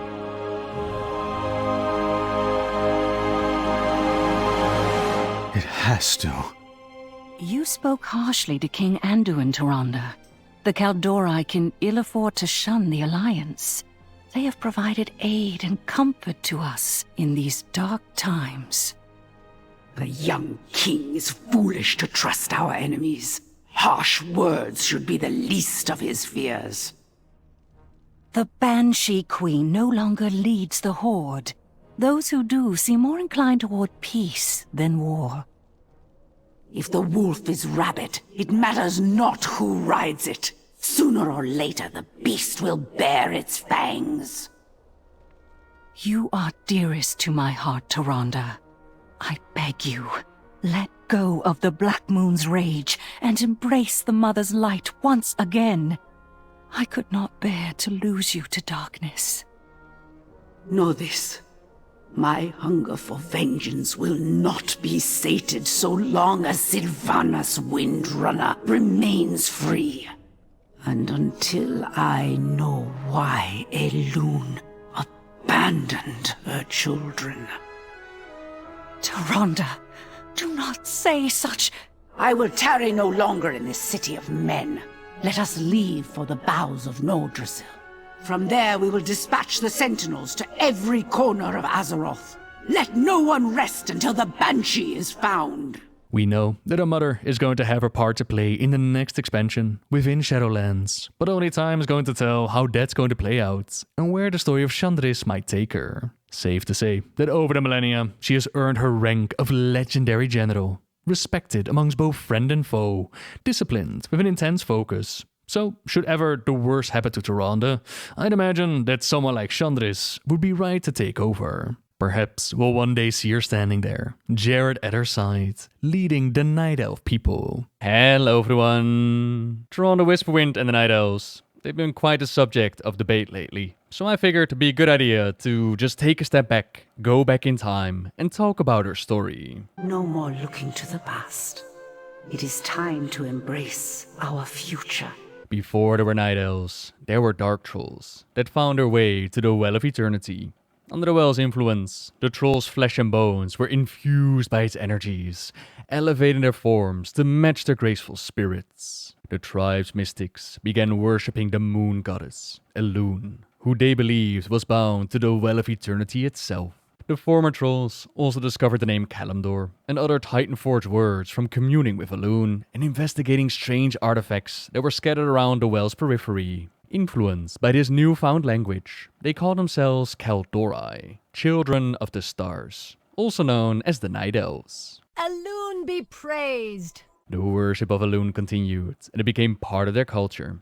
The Sisterhood's priestesses, they had a hand in nearly all aspects of early Night Elf civilization, from acting as spiritual leaders to help defend their burgeoning territories from outside threats. A good thing too, as the Legion's eye fell upon Azeroth, and the world was going to need its defenders. That brings us to Tyrande, over 10,000 years ago, just at the start of the War of the Ancients, where at the time she was still an early novice to the Temple of Elune. She had shared her childhood with the twin brothers Malfurion Stormrage and Illidan Stormrage, but as we all know, time changes quite a bit. They were no longer youthful companions. The simplicities of their childhoods had given way to the complexities of adult relationships. There was a bit of a love triangle going on, with both brothers having feelings for our young priestess. It was a bit of a rivalry. Illidan especially wanted to prove himself worthy for her, while Tyrande felt flattered. She didn't want to hurt either one of them, yet at the same time she knew that one of them was going to get hurt. We'll get to that in just a moment. First we have a war to fight. Within Azshara's palace, we find the Highborn dabbling in powerful magics, exploring what they can do with their Well of Eternity. In time, they make contact with Sargeras and the Burning Legion. Xavius informed his queen Azshara, and all of them thought that it would be a really good idea to bring Sargeras in, have him transform the world, purge it to perfection, like their queen was. What all the Dark Titan had wanted to do for a really long time was to destroy Azeroth. He just hadn't known the planet's location, and now that he did, he needed his way to get there. They worked on transforming the well into an epic gateway to bring over the epic power of Sargeras. A portal that powerful was gonna take some time. So first, there came some of his more powerful troops. Beings like Hakar the Houndmaster, Manarov, even Archimonde, and with them, a whole bunch of the demons. As you can imagine, things took time to get ready. The darkness from the palace slowly but surely spread. The Night Elves suffered great losses in territory. But in time, resistance rose up, and some critical players within the war, they would make all the difference. Obviously, Tyrande was one of those. The teachings of Elune had their priestesses offer guidance, blessings, and healing for those in need, invoking their goddess, asking her to use them as a vessel and pass on her grace. When Tyrande left nothing but a string of successes in her wake, capable of healing even the most infectious wounds. She did not see this as anything special that came out of her.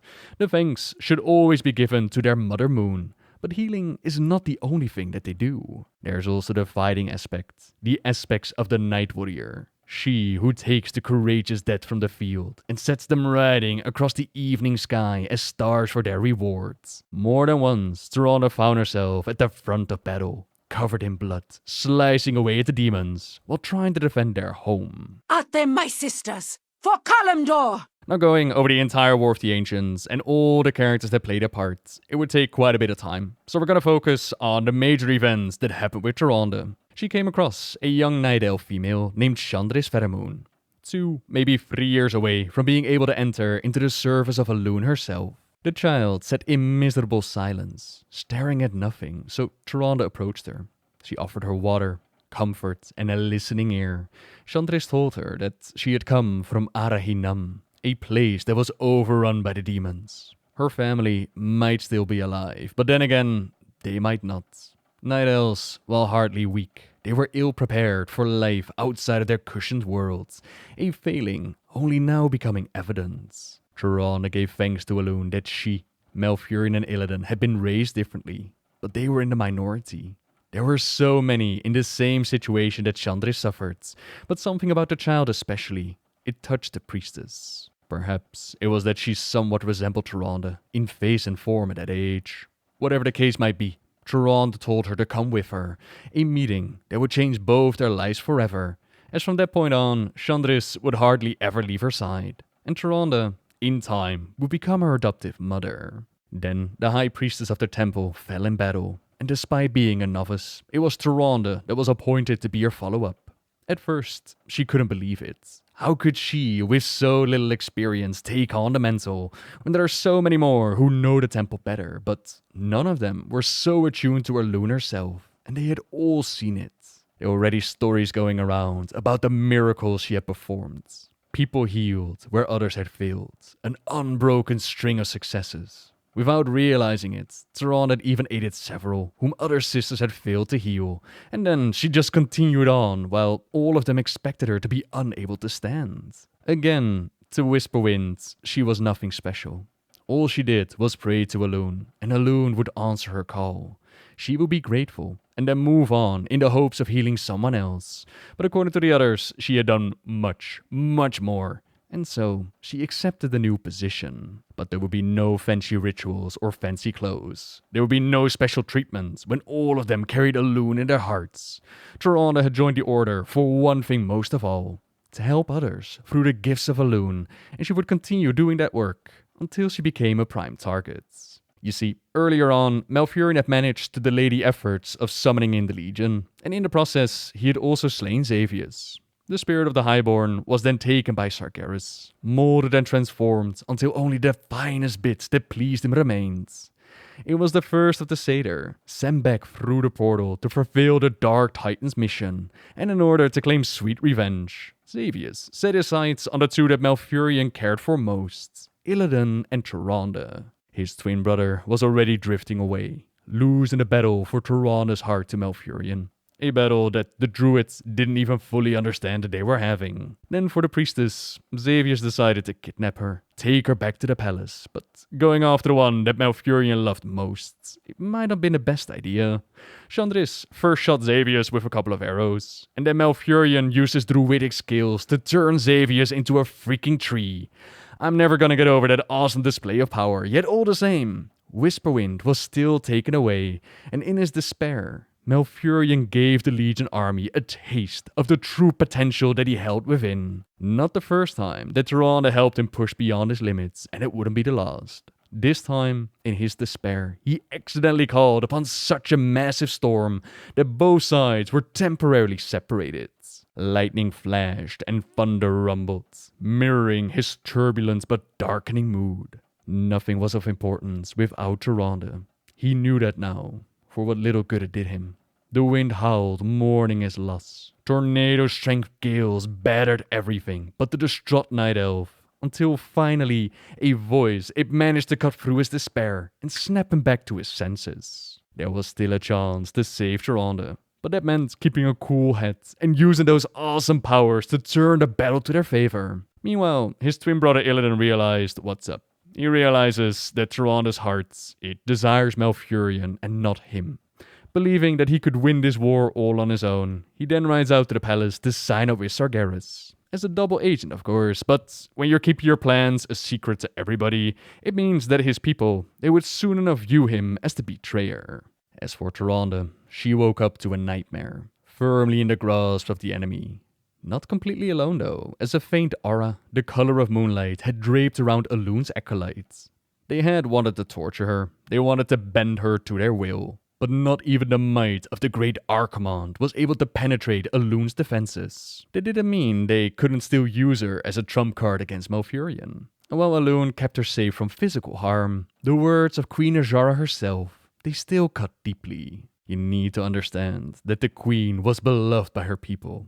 There was a bit of magic involved in that department, but still, despite knowing that Azshara had betrayed them all, Tyrande still wished to kneel before her, and had done so if the bonds didn't keep her in place. She was offered a position at court as one of Azshara's handmaidens, something that Vash was not really happy with. Her feline eyes were filled with murder, intensely jealous of Tyrande, but the newly appointed High Priestess refused the offer. She was sworn to Mother Moon. Her life and her heart belonged to the goddess. The queen's beauty was suddenly marred by a brief look of pure evil. Ungrateful little trollop. And such a liar too. Your hearts, you actually give rather easily, don't you? First to one brother, then another brother. Are there other besides? The queen's words dug deep, complimenting Tyrande on her excellent work at pitching Malfurion and Illidan against each other. A tear escaped Tyrande's eyes, but Azshara felt no sympathy. They were already working on what they believed was turning Illidan into a full-blown ally, and soon enough, they would get their hands on Malfurion as well. You really should reconsider whether to be my handmaiden, dear girl. You could have had both of them alive and yours to play with. After I'd grown tired of them, of course. Such insolence. But the queen, offering her such a position, it did not sit right with Vash. So soon enough, she showed up at the prison, pretending to be Tyrande's salvation. She offered her a way out of her bonds and away from the demons. The priestess of Elune believed the words, prayed to her goddess that things were alright now, thanking Elune for the protection, but assuring her that this was now for the best. At first, however, it seemed Elune paid her no mind, for she felt the protective spell remained fixed. Eyes shut, Tyrande tried again.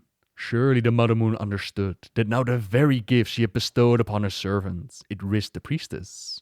And at last, Elune's presence began to recede, and a sense of imminent threat overwhelmed Tyrande. Vash was absolutely mental. Tried to slice her throat, scratch her eyes out, end what was a threat in her eyes, something that come between her and a beloved queen. Only the reflexes of years of training is all that saved Tyrande. But before she get past Vash and escape, make use of the opportunity. Maiden restored the magical bonds that kept her in place. Perhaps getting to Tyrande was not gonna be possible, so best to spend her time whispering to Azshara that Tyrande could not be trusted. Did you know this Tyrande Whisperwind in life? I know she is hard to kill.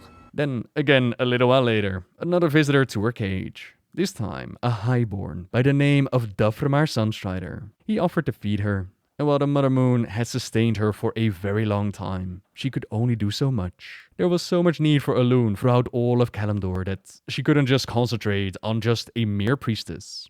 Tyrande felt no betrayal for this, only thanks for all that Elune had already done. But after dealing with Vash, she was a little bit hesitant to trust Duframar, but soon enough, she figured out that he might be her chance, an opportunity to escape. Using her position, she coaxed him into talking while he fed her a meal. The Highborn was obviously not down with what's going on at the palace, but his devotion to Azshara was still absolute. As the war progressed, that too changed, realizing that their queen had gone mad, that the demons, the Legion, that they were not the way forward. Duframar decided to release the High Priestess, and together with others who shared the same mindset, they escaped the palace. Tyrande would speak on their behalf, make sure that the rest of the people understood their impossible position. But before they could make a clean escape, she was dragged up by a Doomguard, and after slicing him down, the hard earth down below, it quickly approached. She might have broken all of her bones, ending her life in that moment. Was it not for the betrayer, Illidan Stormrage, who saved her life? Malfurion! Hush, Tyrande. Where is Illidan? By the very edge. Brother, a timely arrival. Illidan! The well is out of control! Aye. It's been twisted and turned by too many spells. The fuss we, especially you, made with the portal was too much. The same spell that sent the Burning Legion back into their foul realm now works on the well. It's devouring itself and taking its surroundings with it. Fascinating, isn't it? Not if we're caught up in it. Why weren't you running? What have you been doing with your hand in the well? At the conclusion of the war, the Night Elf resistance was able to revert the portal, send the Legion back to where they came from. Azshara, Vush, and Xavius, they were dragged beneath the waves, where a new power and a new destiny awaited. Victory for the elves, it did not come without great sacrifice and loss of life. Not without great changes, as the Well of Eternity had imploded, the land of Kalimdor had sundered apart. The Night Elves now found themselves approaching a brand new, uncertain future. One in which Illidan was certain that the Legion would come back. Using vials that he had filled with the waters from the original well, he decided to make them a brand new one at Mount Hyjal. Their people had to prepare. They needed the power to be able to stand up against Sargeras. Obviously, after just fighting a massive war because of the original well, these people were not exactly happy with Illidan the Betrayer. No, rather than ending his life on the spot, they decided to imprison him. That still left them with a massive magical fount of power that was sure to draw the Legion's attention once again. It was the dragon aspects that came up with a solution. They decided to plant a massive world tree over the well, which was called Nordrasil, and upon it they placed their blessings. Alexstrasza the Red granted the elves strength and vitality. Nosdormu the Bronze gave the blessings of immortality, meaning immunity to sickness, disease, and aging. And then Ysera the Green, she offered them easier access into her domain, the Emerald Dream, a domain that Malfurion had already began walking. But more of their people would follow in his footsteps of Druidism. As the centuries passed, the burgeoning Night Elf society, it expanded into the dense forest of Ashenvale, south of Mount Hyjal. Tyrande, as still being the High Priestess, she was the one to lead them in rebuilding their society. Her order was uniquely positioned to fill that power vacuum, positioned them as leaders of both their government and the military.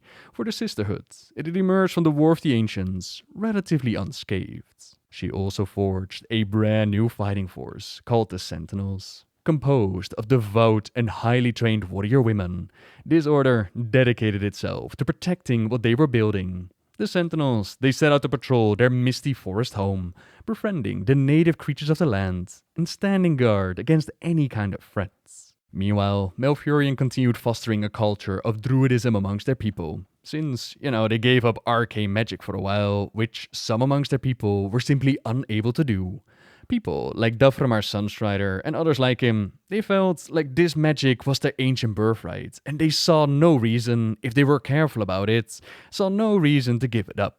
There were so many of them that execution was just not the right call. So instead, they were exiled from the Elven lands, which led to the eventual creation of the Sunwell, the formation of Quel'Thalas, the High Elves, but that's a whole different story. Others that were able to let go, they embraced Malfurion's teachings and devoted themselves to living in harmony with nature. The Druids often took very long naps, walking Ysera's domain, the Emerald Dream. This aloofness, it frustrated Tyrande and her Sentinels. Though they often sought the Druids' help to safeguard their lands, few of Malfurion's followers were ever awake to answer the call. You've changed, Tyrande. There is little mercy left in you. Long ago I swore to protect this land, Furion. I never had the luxury of sleeping through times of great peril. That didn't mean Tyrande stood alone though, while leading their people. Not only was she still favored by Elune, at her side, there was also still Chandris, and as the Sentinels were formed, she rose up and was named captain of the fledgling order. And so, we got Tyrande leading the Night Elves on Azeroth, Malfurion and the Druids that are upholding the balance of nature and healing the lands. Their combined efforts resulted in a long-sought period of peace and tranquility. Life in the forest and thickets of Hyjal thrived, while the mantle of leadership was definitely demanding. Tyrande enjoyed it, yet despite the hope and optimism that blossomed amongst the Night Elves, Tyrande could not shake the feeling that dire times were ahead. Illidan's words seemingly made an impact. They might have banished the Burning Legion, but they had not killed Sargeras. Tyrande believed with all her heart that the fallen Titan was somewhere out in the darkness between the stars, plotting his next attack. Perhaps it was only a matter of time before Sargeras renewed his burning crusade to decimate all life. And if that day did come, Tyrande hoped that she and her people would be ready for it. Hello everyone! Last time we began the story of Tyrande, talking about her origins as novice priestess of Elune. The War of the Ancients, becoming the high priestess of their sisterhood, and leading their people into a bright and uncertain future. While Tyrande led their people, Malfurion guided new recruits in the way of druidism. This meant that they often took very long naps, and this aloofness frustrated Tyrande and her Sentinels, though they often sought the druids to help safeguard their lands. Against threats like the Satyr or leftover demons, few of Malfurion's followers were ever awake to answer the call. You might imagine that would put quite a bit of strain on their relationship, yet Tyrande described it as, "Ah, Malfurion, my beloved. For 100 years he slept beneath Moonglade. Whenever I was plagued with doubt, I would descend into his barrow. I watched over him as he slept. Even in slumber, his presence calmed me. I left my fears below the earth and emerged, ready to lead my people. Have you ever loved as I have?" And while the Night Elves rebuilt, the scars of the War of the Ancients had definitely left their impact. Illidan warned them all that the Legion would return one day, and while it did take a few millennia to happen, he would be proven right. Archimonde was summoned back onto the world, and he set his sights on that second well, which was hidden beneath Nordrassil. Some of his forces were sent on ahead. Forces like the Pit Lord Maiev. They were tasked with weakening the forest defenses. Most of all, that pesky wild god Cenarius that had caused them so much trouble in the War of the Ancients. To make that happen, Maiev left behind some of his demonic blood, a temptation of power that Gromar's Hellscream and his Warsong orcs were unable to resist. When they made war on the forests, stole from the woodlands without asking, and felling trees with reckless abandon, the Sentinels, obviously they fought back. They were as deadly as any foe that the orcs had faced. But it didn't frighten Grum and his warriors, rather it excited them. Still, the orcs were greatly outmatched, especially when Cenarius showed up. That's when they decided to drink demonic blood again, grabbing the power to strike down the demigod, but also chaining themselves firmly back into the hands of the Legion. While Vrouw and Jaina would ultimately be able to save Gromash, and Gromash in turn struck down Maiev, which liberated their people from the blood curse. The damage, it was already done. At the moment of Cenarius' death, the wilds around Hyjal darkened and trembled. Dryads, chimeras, treants, and other fake creatures, they retreated in horror. Though some would return to aid the Night Elves, many would remain in hiding for the duration of the war. Their primal strength was greatly diminished, and so the time to invade Kalimdor had come.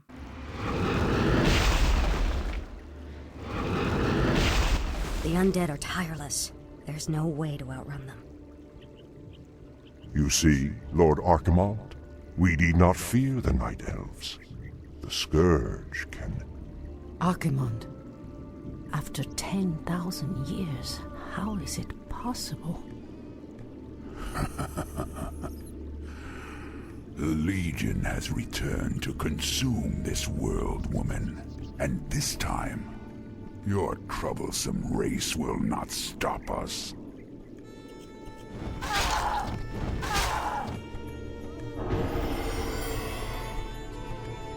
Fools!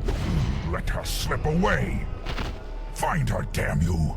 Find her and kill her! The sight of Archimonde and his vanguard defiling Ashenvale filled Tyrande with shock and fury.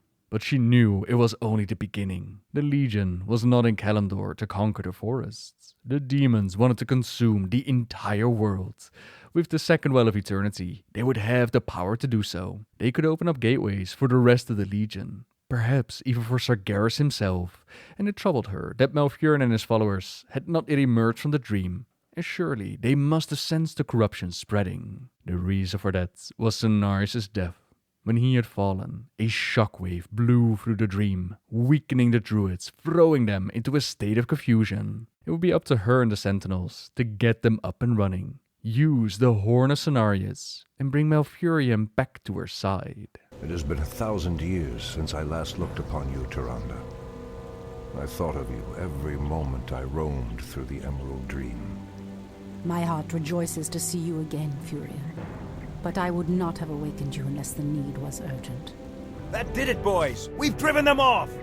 Let's regroup back at the base and tend to our wounded. So, the Outlanders battle against the undead as well. they could prove to be powerful allies against Archimonde and his ilk. They are mongrels and nothing more. They are responsible for Cenarius' death. I will be damned before I stand with them. Perhaps you are right, my love. You've changed, Tyrande. There is little mercy left in you. Long ago I swore to protect this land, Furion. I never had the luxury of sleeping through times of great peril. If your endless vigil has hardened you, my love, it must be part of your goddess's plan. Some have asked in the past why they call him Furion in Warcraft III, and I believe it's merely a nickname. Now Malfurion would soon enough find out just how far Tyrande was willing to go to defend their lands. They stumbled across the pathway which led to Illidan's prison. The blessing of immortality, it was great for the elves, but not so much for the locked-up betrayer. In darkness, he spent his time, magical bonds keeping him chained, unable to even take his own life. His warden, Maiev's shadow song, made sure that their prisoner wasn't going anywhere, but our high priestess believed that Illidan could be their salvation. Illidan? It's been 10,000 years. Could he still be alive? We should free him, Furion. He would be the perfect ally against the undead and their demon masters. No, Tyrande. That beast must never be set free. But he is your brother. Be that as it may, he is far too dangerous. I forbid it. Only the goddess may forbid me anything. I will free Illidan whether you like it or not. Not even the guards left to keep an eye on him could stop Tyrande from pushing forwards. She slaughtered any that stood in her way, while Illidan has had centuries to brood on what he would do to those who had incarcerated him. But all that fell away when he gazed upon his beloved Tyrande. Illidan, is that you? Tyrande, it is your voice. After all these ages spent in darkness, your voice is like the pure light of the moon upon my mind. The Legion has returned, Illidan. Your people have need of you once more.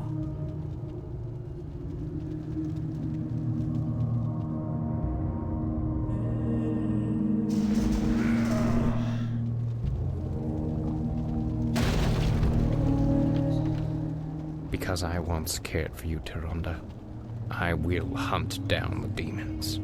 But I will never owe our people anything. Then let us hurry back to the surface.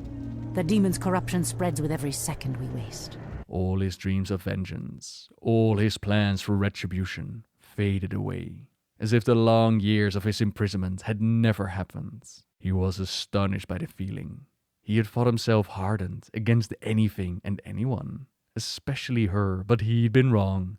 A small voice in the back of his mind, and I don't wonder if she had shown up out of kindness or forgiveness. But all that really happened was that she was unsheathing him, unleashing a weapon against the greater threats. No apologies and no remorse. Fair enough, he would do the work, but he would do it his way. He grabbed the skull of Gul'dan and then struck down Tichondrius, while absorbing a whole bunch of power from the artifacts. This transformed him so much that his own twin didn't even recognize him. Foul demon!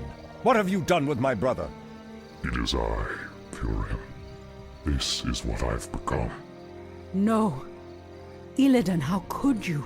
Despite doing what they wanted him to do, the way that he went about it was something they weren't down with. So Illidan is banished from their lands, but don't you worry, he'll come back in just a moment. It still left Archimonde to deal with, and luckily plans were already set in motion by their guardian Maiev. He brought Thrall, Jaina, Tyrande and Malfurion together to stand in the defense of Azshara. While their forces delayed Archimonde as long as they could, Malfurion worked on their plan. 10,000 years ago, we Night Elves defeated the Burning Legion. Though the rest of the world was shattered, we were left free to live out our immortal lives in peace. Bound to the World Tree, we are its protectors, and through it we were granted immortality and power over nature. Now, at last, it is time we gave that power back. You realize that we will age as these mortals do. Our powers over nature will wane in time. If pride gives us pause, my love, then perhaps we have lived long enough already. I will proceed to the summit and prepare our defenses there. Whatever comes, my love, remember, our bond is eternal. Thousands of defenders died that day, but they did not give their lives in vain. By the time that our command reached Nordrassil, Malfurion and the druids, they had completed their work. Countless incorporeal spirits known as wisps, they emerged from the forest around Hyjal, channeling their energies into the World Tree and igniting the enchantments within. Our command was instantly destroyed, with most of his undead and demons. A hard-earned victory over the Legion yet again, but not without a great cost. No longer would the Night Elves enjoy immortality or immunity to sickness. They would grow old and infirm. They would die just like all the other mortal races. But those were concerns for later. As for right now, not all of the threats of the Legion are completely eradicated.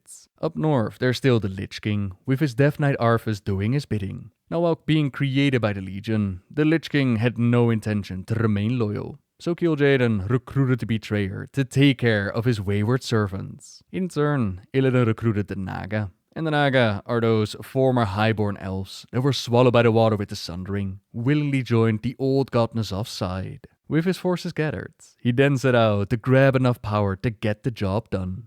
Hot on his trail, there was his warder Maiev, desperate to return her captive to his cage. Her quest was now rather difficult, after all the power-ups and artifacts boosted Illidan had. One of her forces rushed out to recruit the aid of Malfurion. I will go. I will lead the Sentinels there myself. No, my love. The druids and I can handle. I am the one who set him free. The responsibility is mine. Then we shall both go.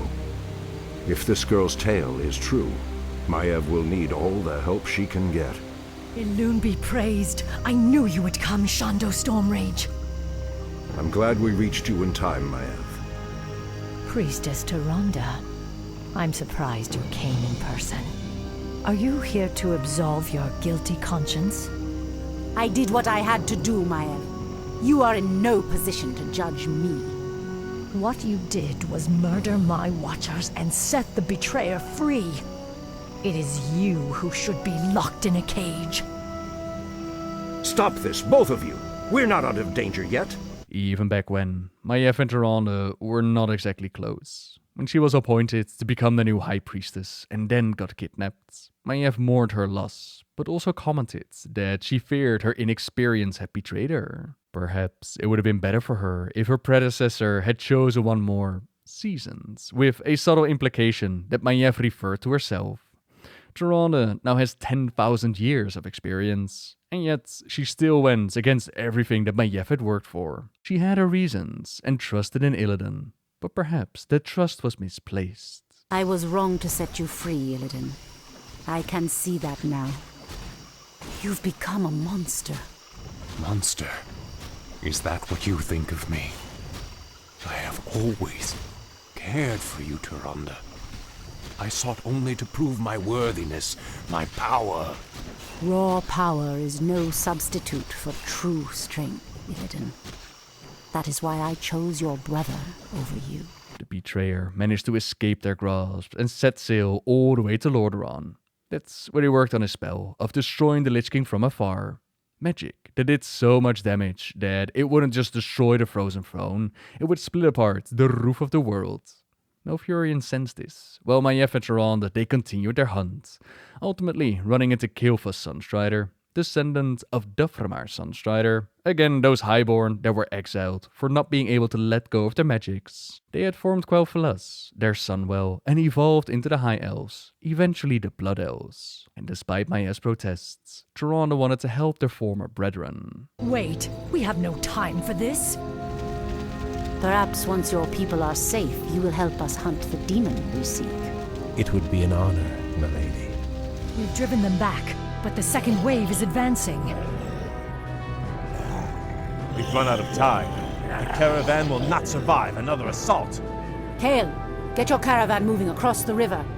I will stay behind and hold the bridge. That's very noble of you, Priestess, but you're no match for a force that vast.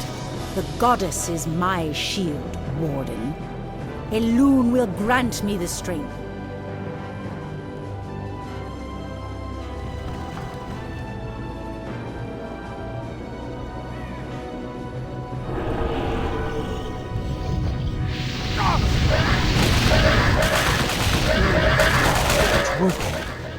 holding them back.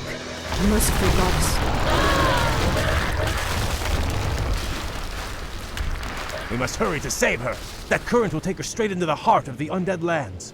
No, Kale. Tyrande is a soldier. She knew the risks she took.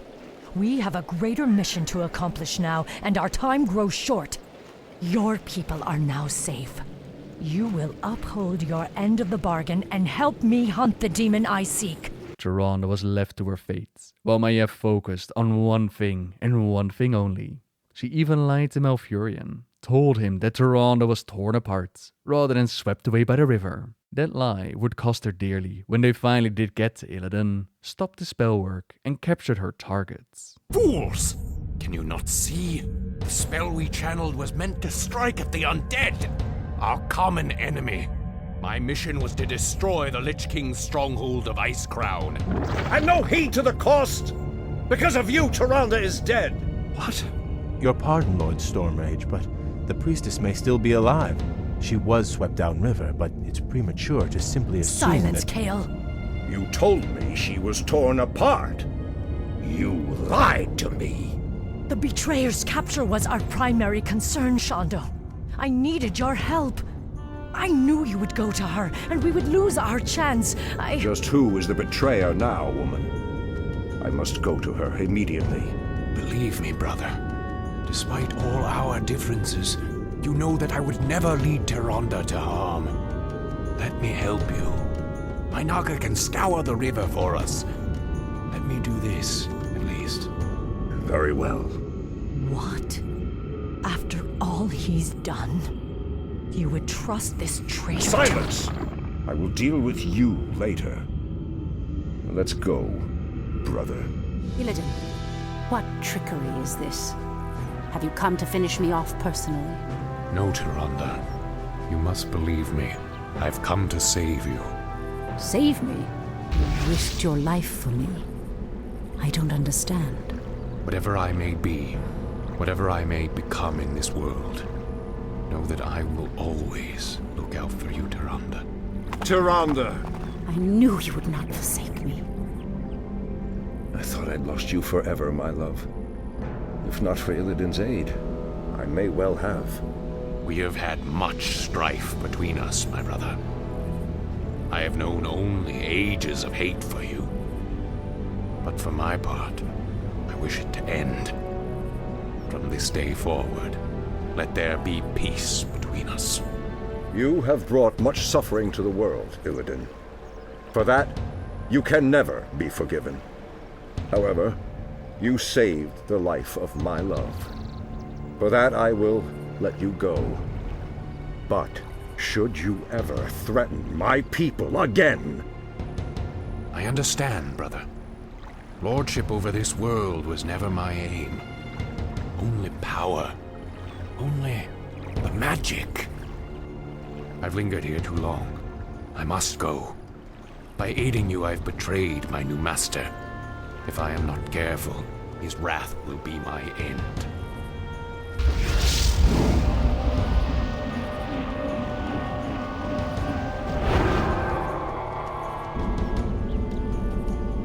Farewell, brother. Tyrande. I doubt our paths will cross again. In Shufalana. Fools! Have you no sense of justice? Maiev, Illidan has atoned for his crimes. He is no longer a threat to... It's no use, Tyrande. She has become vengeance itself, bound forever to the hunt. I only pray that in her zeal, she doesn't cause even more havoc than Illidan. Now, let's go home, beloved. We've earned our rest. This would indeed be the last time that the paths crossed again. Tyrande and Malfurion returned home, but what home exactly? As Nordrassil, it was just recently blown up, would still take many years to heal back up. One of Malfurion's fellow druids, Archdruid Fendrel Stackhelm, he came up with a solution. He'd been experimenting before with planting happy little world trees from branches of Nordrassil. Now those experiments, they might have horribly failed in the past, but don't you worry about it. Stackhelm got this now. He learned from his mistakes. All the same, Malfurion did not approve. And that was a problem. Because in Stekhelm's mind, a new world tree, it would lead to the potential of bringing back his son, a son that had died during the War of the Shifting Sands. That mindset was being fueled by an ancient old enemy, Xavius. The same Xavius that was turned into a tree by Malfurion. Like the Naga, he too got in touch with the old gods when that whole sundering took place. Rooted deeply in both the physical world and the Emerald Dream, Xavius had become known as the Nightmare Lord, spreading the corruption of the Emerald Nightmare as much as he could. Now he had manipulated Stekhelm to his side, who ambushed Malfurion as he slept in his barrow den. Placing their leader in a deep coma, Stekhelm then took control of the Cenarian Circle and led them to the coastal region of Darkshore, where they joined together to plant their new world tree. The druids named it Teldrassil, or Crown of the Earth, and their new home, it was bright, powerful, and apparently uncorrupted. I have vision that she lacks. Brimming with hope, the Night Elves established their city of Darnassus amongst the World Tree's massive boughs. Unfortunately, Fandrel's decision to create the tree without the Dragon Aspect's help, it proved to be a terrible mistake. Without their blessing, Teldrassil was vulnerable to the dark influences of the Emerald Nightmare. From the heart of the Emerald Dream, the nightmare reached out to the tree. Before long, it seeped into the World Tree's essence. Tyrande and the rest of them were unaware of these developments. They were kept busy with other threats to notice. Not even Malfurion's long slumber was that much reason for concern, as the Archdruid had taken long naps before. The High Priestess was of course troubled by Malfurion's disappearance, yet nevertheless she strived to keep the Night Elves from reliving the mistakes of the past. My heart sleeps in the Emerald Dream. Hello everyone! 4 years have passed since the mortal races banded together and stood united against the might of the Burning Legion. Though Azeroth was saved, the tenuous pact between the Horde and the Alliance has all but evaporated. It's in their capital of Darnassus, where we find Tyrande leading the Night Elves. They've joined the Alliance, a union of human, dwarf, gnome and night elf, pitched against the Hordes, orcs, Forsaken, Tarn and Trolls. Despite their allegiance in Warcraft III, old hatreds die hard, and the battle over resource in Ashenvale doesn't make relationships any better. In the meantime, she also has to deal with Stekhelm, who has quite a different vision for the future of the elves. Tyrande has no idea how to lead our people. Unknown to all of them is that Stekhelm has been manipulated to join the side of Xavius the Nightmare Lord. When Stormrage told him not to plant a new world tree, namely Teldrassil, Stekhelm struck out, placing the leader in a coma, taking control of the Cenarian Circle. While Malfurion has been kept alive by the priestesses of Elune, Stekhelm has slowly worked on killing him, and we actually help with that. He has requested heroes to bring him moral grain, and that's what he has used to curse Malfurion. Having the Nightmare corrupt their druids, their world tree itself, it has made things rather difficult, and it's that influence of the Nightmare in which classic Tyrande mainly played a part. You might recall how the druids in the Wailing Caverns were taken by the Nightmare, or how in the Sunken Temple we battled not only with the trolls, but also corrupted green dragons. That was all due to the influence of the Nightmare, with the final boss being the consort of Azshara herself, namely Irenicus. The trinket you could get there, it lets you torment the poor green spirits, but staying corrupted would not be his fate. When heroes rose up and ventured to the sands of Silithus to deal with the threats of the old god Cthulhu, they had to find a way to open up the gates that were raised after the War of the Shifting Sands, that same war in which Stekhelm lost his son, the image of his son being used to manipulate him. It's all connected, I'm telling you. But to do so, to become the Scarab Lord and forge the scepter, they were going to need... Well, there was going to be quite a lot that they were going to need, but amongst the list of things to do, they were going to need 3 shards, blue, red and green. To obtain the last one, they were going to need the aid of Irenicus, which, as you might have figured, was a little bit difficult, seeing how the Nightmare held him under control. Not the only green either. The Dragons of Nightmare were some fantastic world bosses to fight. Now to turn him back to our sides, heroes lured him to the Moonglade, where together with Keeper Remulus and Tyrande herself they battled. After weakening him, she prayed to their goddess Elune to grant them serenity, to watch over their fallen and cleanse the mighty green. He feels the touch of Elune upon his being once more, Irenicus is redeemed and would return to his beloved Ysera's side, while the heroes, they adventure through Ahn'Qiraj and beyond. Now before we move on into the Burning Crusade, there's a little interesting thing that happens, which has to do with time travel. We've gone over the events of the War of the Ancients, that big old event over 10,000 years ago. But at some point in time, the bronze dragon aspect Nostormu, he was investigating the timeways and he got trapped due to the old gods. In a desperate attempt to save the fabric of time and all of reality, he called in the aid of the red dragon Coriastras, who in turn recruited his friend and ally Ronin. Together, they were swept back in time, with one more that came along for the ride. There was the orc Broxigar. He played a critical role in the victory earned that day, and they still make mention of him years later. His special axe, the Axe of Cenarius, would also play a crucial part in the liberation of Malfurion. But what is confusing is that Tyrande, she doesn't change her mindset towards the orcs with that newly added history of Brox, but, it's wibbly-wobbly, timey-wimey. The major thing regarding the time travel and their influence on the story of Tyrande is that it formed friendly relationships with the dragons like Alexstrasza and Ysera, with Ronin and Kresis, and while Broxigar sacrificed himself to stop Sargeras from coming through the portal, his weapon, it did make it back to our time, into the hands of his niece Fura. We'll get back to that bit in just a moment. First up, we have our heroes venturing to a whole different planet. Or for some of them, it's venturing back home with the reopening of the Dark Portal during the Burning Crusade. We saw the Blood Elves, through Sylvanas, sign up with the Hordes, while the Draenei, through the Night Elves, they joined Team Alliance. The big story of the Burning Crusade was, of course, dealing with Illidan's Stormrage, and you'd imagine that Tyrande would play quite a part in this. But nope, she stayed home while we did our thing. Maiev did finally get what she wanted. Her prey was dead on the floor. Illidan warned her though, that the hunter is nothing without the hunt, and he would, again, be proven right. Worries for later, as Wrath the Lich King is right around the corner. Just before the expansion hit, we saw an attempt made by the Alliance and the Horde to get some kind of peace going. King Varian Rin had been kidnapped by the Black Dragon Onyxia, who would use the magic to split the king into two. There was one weak-willed side that she used as a pawn in Stormwind, easy to manipulate, while the other was planned to be simply killed off. That part didn't exactly work out.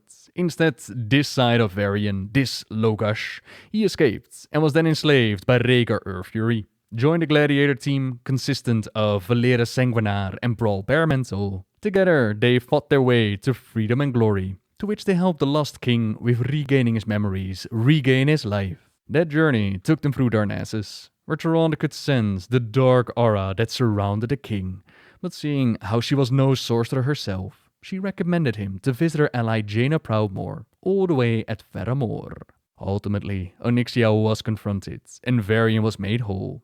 He was never quite the same though. His warrior spirit would remain the dominant force in his heart, and in the years to come, he would struggle to control his rage, that fearsome part of him that had earned him the name Logash. And the negotiations at Faramore, they ended in failure, and then both sides focused on the threat of the Lich King. My heart sleeps in the Emerald Dream. For all this time, Malfurion had slumbered. Tyrande's heart lost within the dream. A vision was granted to her. She had received only a handful of such gifts from her mistress over the centuries, and all of them had been messages of great importance. Yet this one was most troubling of all. Despite the best efforts and tremendous vigilance of his tenders, it was shown to her, it was now clear that Malfurion was dying. Something would have to be done, had to be changed to save her beloved. Meanwhile, all across Azeroth, people were falling asleep, trapped in nightmares of their own. Teldrassil had become more and more corrupted, and yet Stekhelm, he kept pretending like nothing was wrong. Some might have bought what he was selling, but not Tyrande. Not while Malfurion was in danger. She gathered allies to join her on the quest. Allies like Brawl Baremantle, Irenicus. She entered the dream herself to find her beloved. Malfurion in the meantime has been enjoying the company of Xavius, slowly turning into a tree himself this time, and even worse, Xavius was using him to fuel his own power, to spread the nightmare even further. That didn't mean that there was nothing that Malfurion could do. He's been sending dreams to Fura, that Nisa Broxigar, the wielder of the X of Cenarius, convincing her that he was an enemy to track down and take out. Fura eventually managed to make her way into the dream as well, to the very location where Malfurion was a tree. She was about to strike him down, about to set him free. What Malfurion had not planned on was Tyrande showing up as well. With the grace of Elune at her back and her glaive at her side, she had battled her own nightmares along the way. Fears that she carries with her, like the satyr, the ones that had kidnapped her and brought her to the palace, or Azshara herself, the queen that betrayed them all, as well as the fear of becoming like Azshara. Such insolence. A lesser monarch might be enraged. We all carry our demons, and so, seeing this orc about to murder Malfurion, she stepped in between, preventing Fura from doing what had to be done. Malfurion tried to scream and warn Tyrande, but he had no mouth anymore, was forced to watch all of his plans shatter before him. Luckily, Brawl had figured out what Malfurion wanted to happen, distracted Tyrande long enough for Fura to strike, break the spells and bonds that held the Archdruid captive. Gaining his freedom back was not gonna be that easy though. The Nightmare Lord had no intention of letting Malfurion go, and shadowy tendrils wrapped themselves around the Archdruid. To his rescue came the Green Dragonflight, with their leader Ysera herself, rescuing him, but by doing so, opening herself to be captured instead. Just as Xavius had planned, the Green Dragon aspect's formidable powers were added to the Nightmare. With renewed strength, the darkness led by Xavius assaulted them, and the Green Dragons realized that they had to get out of there. Ysera had told them that rescuing Malfurion was everything, that he was more valuable than even she was. The druid could not believe it, kept on struggling to go back, but in doing so, accidentally left the dream and returned to his physical body. He could feel the poison of the Moro grain in his system, used his skills to collect it and puke it out. He was weak, but the nightmare and the mist that accompanied it was everywhere around him. There was no time for rest. I'm awake. With Ysera captured, the powers of the nightmare increased, and with it, the effects upon the world of Azeroth. The mist were spreading further. Xavius' power became stronger and stronger with each victim that he took, each sleeper that was now trapped within the nightmare. The boundaries between the Emerald Nightmare and Azeroth itself became thinner, and something had to be done soon before all be lost to the nightmare forever. First, Malfurion reached Teldrassil, figured out that Stakhelm had become corrupted, managed to convince the rest of the Cenarian Circle. They overpowered their corrupted Archdruids, to which Malfurion removed and cleansed the corruption upon the tree. Then he convinced those that were still awake, still fighting on Azeroth, that placed their trust within him, allowing him to guide them into the dream when they formed an army against the Nightmare. Under Varian's leadership, the different factions of both the Alliance and the Hordes, but also the animals like tigers and raptors, they banded together with those still trying to defend the dream. You had Keepers, Guardians, Ancients of War. All those able were summoned to this war, and their combined might, it drew some of Xavius' attention. Meanwhile, Ysera had done her very best to fight back herself, to prevent Xavius from using her full power. This titanic struggle was taxing on her, but she was eventually liberated by her consort Irenicus. And even though she was too weak to offer any aid further, at least she could no longer be used by the Nightmare Lords. That meant that it all fell upon the shoulders of Malfurion and Tyrande. He first wanted to send her away, to keep her safe, but the High Priestess told him that she would not let him go again, and that they were in this together until the bitter end. With Tyrande at his side, they found the location on Azeroth where Xavius' tree had grown to a gigantic size. Within Azshara, at the edge of what was once Zinajari, the priestess and druid did the near impossible. The powers displayed when this power couple works together are absolutely insane. Elune's touch and radiance, the love of Tyrande, and the comfort that it brings. It in turn allows Malfurion to tap into primal powers. He guided the army that was fighting within the dream. He battled against Xavius in the physical world, while simultaneously leading the efforts against his dream form. Tyrande called upon her goddess to lend them her strength and aid. The Light of Elune, it had so far managed to keep the nightmares at bay, but it had also been shaped into a weapon which resembled her favorite glaive. Now, to guard Malfurion from their attackers, Elun's aid had come in the form of guardians from moonlight. Tyranda's touch upon his heart, it gave Malfurion the impetus to push even further beyond what he had expected to be his limits, extending his will into Azeroth and the Emerald Dream simultaneously. Together, they vanquished Xavius and pushed the nightmare all the way back to a place in the dream which is called the Rift of Aln. There he found that he could push it no further, could sense that ancient evil that had actually been empowering Xavius, that touch of the old gods. There was nothing more to gain from trying to push it further, so instead they sealed off the vicinity around the rifts, knowing that the day was saved, but one day they would have to fight this war. Worries for later. For now, let's have ourselves a celebration. A little wedding, in fact, as after 10,000 years, Tyrande and Malfurion decided that it was about time to make it official. For too long, they've been apart. She might have described the relationship in Legion as this beautiful, wonderful thing.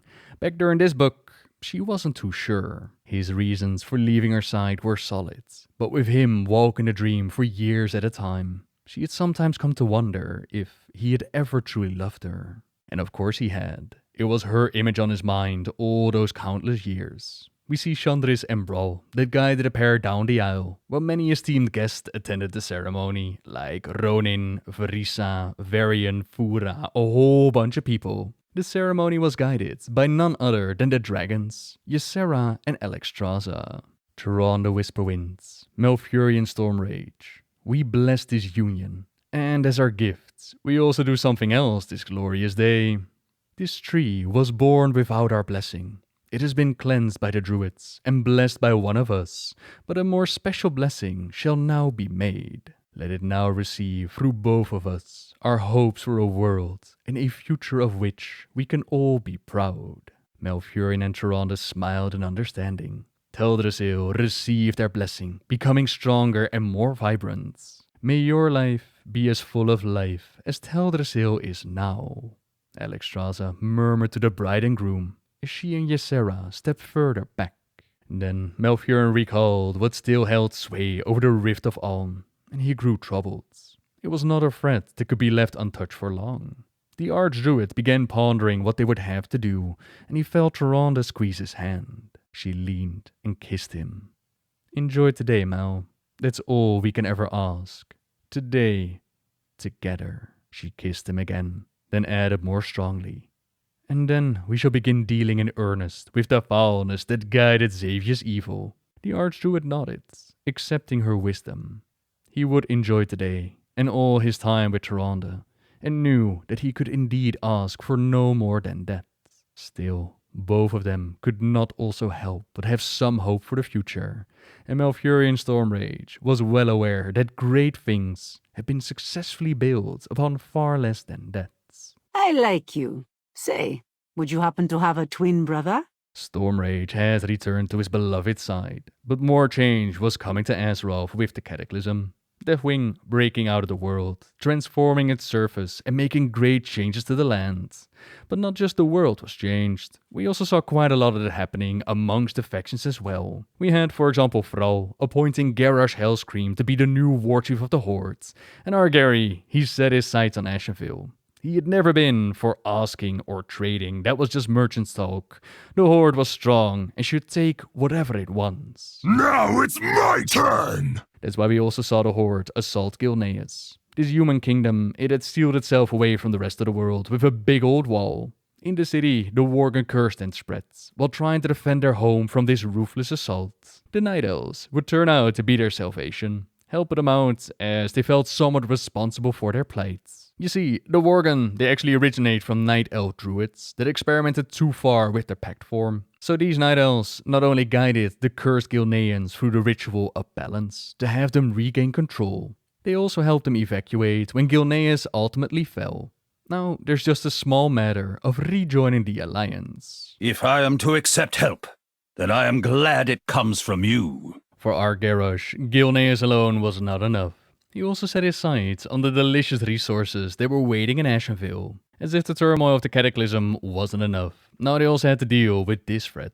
This is a story that's told within the novel Wolfheart, which has like two major storylines going on. On the one hand, you got the Night Elves that are dealing with their mortality. They're now aging, they're falling to sickness, and the world around them is changing. So they've decided to let the highborn spellcasters back into their society. Now you gotta understand, that's not an easy or small choice to make, considering that millennia ago, they actually exiled those unable to let go of these practices. But times are changing, and so must their people. Not all were down with that though. Maiev's Shadow Song has returned to their people after slaying Illidan, and she now decides to go on quite the murder spree. She took out some of these highborn, almost murdered Malfurion, but these events that are described in the book, they're not exactly retcons, but they did kinda just sweep them under the rug. They placed the blame on her brother Jared for misunderstanding the situation. All that so that they could just have Maiev back on our side as an ally within the Expansion Legion. So yeah, take that story as you will. Now the other major story, that is the alliance that needs to come together like never before, if it even wants to stand a chance in this hostile changing world. Elune has granted the High Priestess another vision. One which showed her that it would be Varian Rin to bring them all together. Easier said than done though, as Varian was still very much dealing with that angry Logash side of him. During this summit, the meeting organized by the elves, he first flat out rejects Ganon and his people for cowardly abandoning them in the past. Not exactly a great start, but under the subtle guidance of Malfurion, the two kings were sent on a hunt, in which they got to know each other better. They grew a bit of respect. Gen even helped Varian to go through that ritual of balance, to harness and gain control of the rage within. He truly became whole again, which allowed them to work together, guide the Gilnean Worgen against the Horde incursion into Ashenvale, and kick the war chief out of their lands. After which, Varian gladly accepted Gen and his people back in, and all of them together decided to make that vision of Elune come true, to make Varian the High King of the Alliance. To which the Cataclysm played out, Horde and Alliance going at each other, while Deathwing, servant of the old god N'Zoth, caused havoc to the world. For the elves, one of the bigger parts of the story can be found in Mount Hyjal. There, Nordrassil is still healing, but Ragnaros and the Twilight Hammer, they don't care.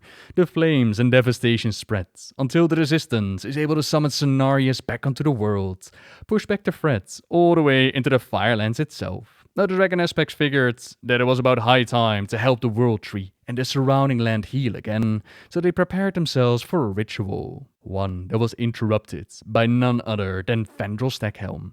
Liberated by our enemies, turned into a flame druid.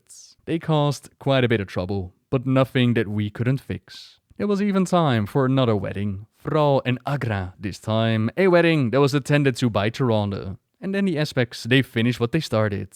They helped heal Nordrassil further. At the end of the expansion, we managed to stop Deathwing and the plans of the old gods. Victory earned at a great price, as it usually goes. This time the Aspects themselves gave up a huge chunk of their power and their immortality. Now, more than ever, they were going to need the aid of mortals to help uphold and protect the domains. It was a brand new age, the Age of Mortals, which Garrosh took great advantage of. He pushed his war efforts to the next level. We saw Faramore bombed, Pandaria invaded, people, resources, and power to claim dominance over the world for his hordes, and all those with the strength to stand at his side. The High Priestess herself, after approving an expedition into the Krezarang wilds, she showed up in Pandaria herself. Now what could this millennia-old warrior and priestess, what could this favorite of Elune, friend to demigod and dragons, survivor of the War of the Ancients, and leader of the Night Elves, what could she offer for the Alliance war efforts against the Hordes? We have them cornered inside the temple. We should strike now. Things are rarely what they seem, Tyrande. And my son tells me this is a sacred place. All the more reason to purify it. They're defending a fixed position. I'm not gonna play their game. We'll draw them out. You are wasting precious time. Be used to make Varian look better, apparently. Well, she wanted to rush in and most likely get a whole bunch of them killed. Varian took the patient approach. You're being tentative, Varian. You must be decisive if you wish to lead the Alliance. Patience, Tyrande. He had us place some traps for the Horde forces within the temple. Used himself to lure them out to a swift demise. Earn victory with not a single one of our forces lost. The day is ours, and not a drop of blood was shed on holy ground. I would have charged right in. Many more lives would have been lost. in my rush for victory. There was a time when I would have done the same. But I've learned a lot over the years. I've fallen for too many of Garrosh's tricks. From now on, we define the terms of this engagement. Tyrande, I may not be a politician, but I am a fighter. I know we can win this war.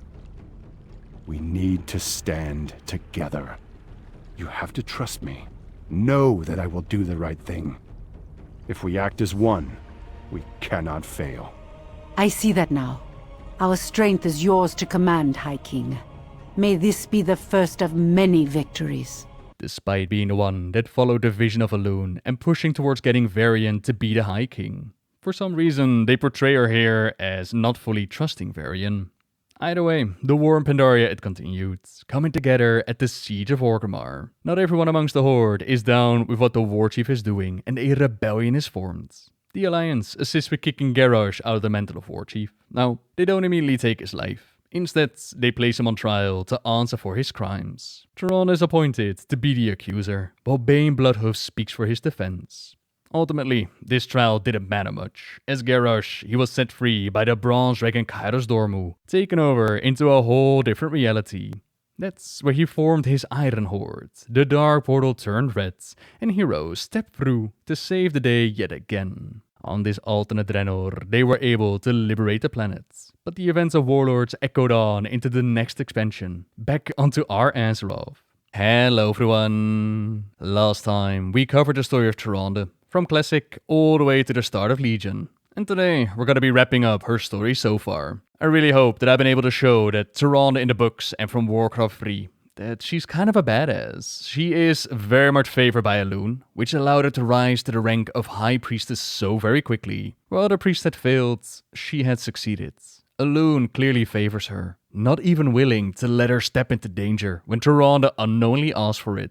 But never throughout her years did she demand Elune to offer up her powers. Never did she credit herself for the gifts. It was all due to the beloved goddess, and she was merely a vessel. She asked and was blessed by an answer, but she also accepted it when none of it came. Leading the Night Elves for millennia, while Malfurion slumbered.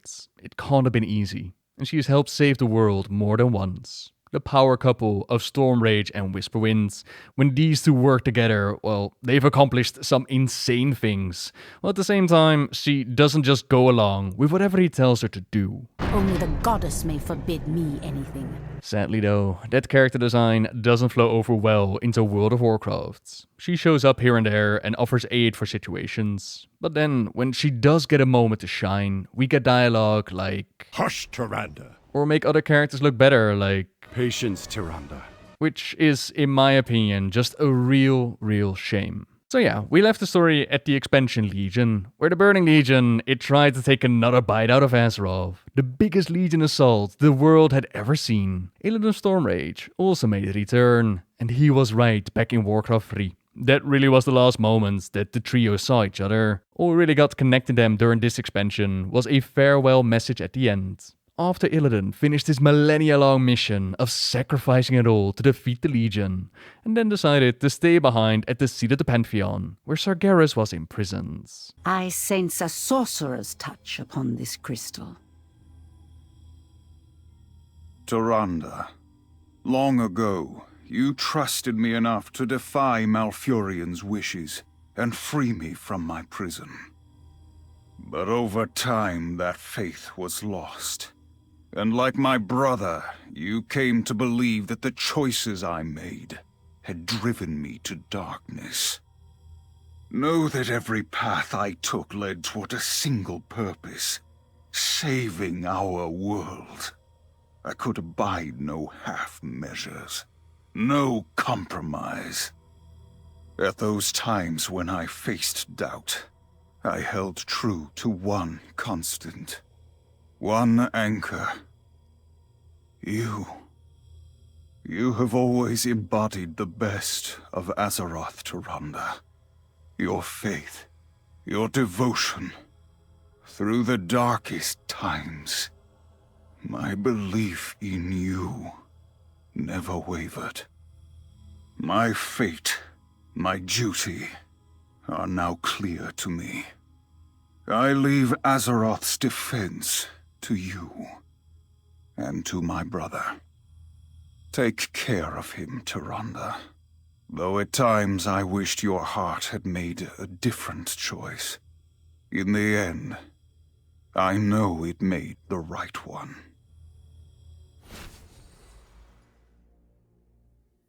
Contrite words. Yet I must wonder whether he truly meant them.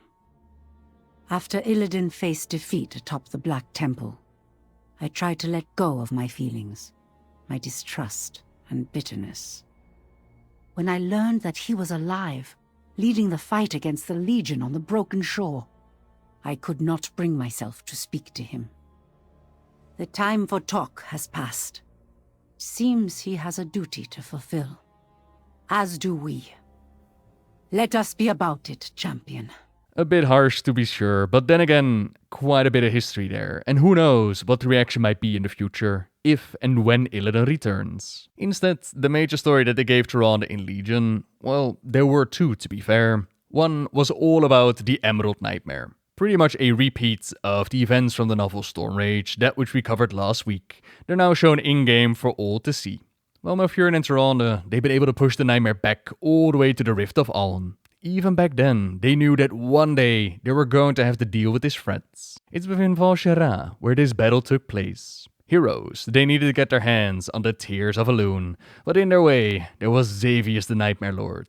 The corruption of the nightmare, it's been spreading across the lands. When it finally completely takes over Cenarius, Malfurion loses it, charges off on his own. We quickly give chase on the back of Ysera, but that's exactly what Xavius wanted to happen. The Great Green is shot out of the sky with the corrupted Tear of Elune, and then turned into a servant of the nightmare. Malfurion!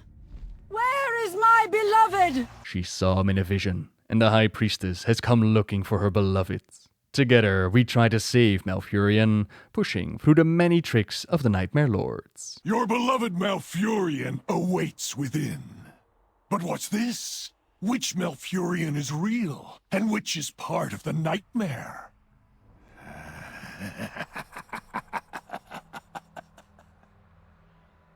I have no time for games. Until finally, we catch up to them. Tyrande Whisperwind, I have longed for this encounter for many years. Your adoring husband will be joining me in the nightmare. His was a special invitation. And our dear Ysera, would you believe she's had a change of heart? She will aid me in my conquest of Val'Shara, starting with your precious Temple of Elune. Such a dilemma, High Priestess. Kneel beside your beloved as he draws his final breath? Or watch the temple of your goddess burn? I've had Joanna ask on Twitter if I could talk a little bit about Tyrande's relationship with Ysera, but it's mostly assumption or just being there. The dragons, they've been in touch with the Night Elves for millennia. They fought together in the War of the Ancients, and then of course they blessed Nordrassil, which gave the druids easier access into Ysera's domain. That's where Malfurion and the others, they work closely with her to protect the wilds, and it's through that connection that Tyrande knows of her. A friendship for millennia, and dragons in general for the Warcraft lore, they're greatly revered. Even when they're not aware that they're talking with a dragon, there's still this gut feeling of dealing with this ancient, powerful, amazing being. And of course, Ysera was also part of a wedding ceremony, so to now be forced to end her life. Now Xavius has me by the throat. I must abandon my beloved and subdue the most beautiful creature I have ever known. Are you truly lost, Ysera? After all we have built, all we have done? By the light of Elune, we will end this madness! I will end your torment, Dreamer. And I promise, we will avenge you! Forgive me. It felt so real. Ysera goes off into the Shadowlands, leaving behind a cleansed Tear of Elune. Well, Malfurion, he would be saved and the nightmare was dealt with. Then the second major story that she played a part in, that takes us into Suramar. This is the city of her birth, where she spent her days as novice priestess. When the Legion, back then, tried to claim the world during the War of the Ancients, we know of the resistance that was formed, the one that Tyrande was a part of, but not all the Night Elves joined them. Those inside of Suramar, they decided to create a massive shield around their city, which protected them from the demons and the Sundering.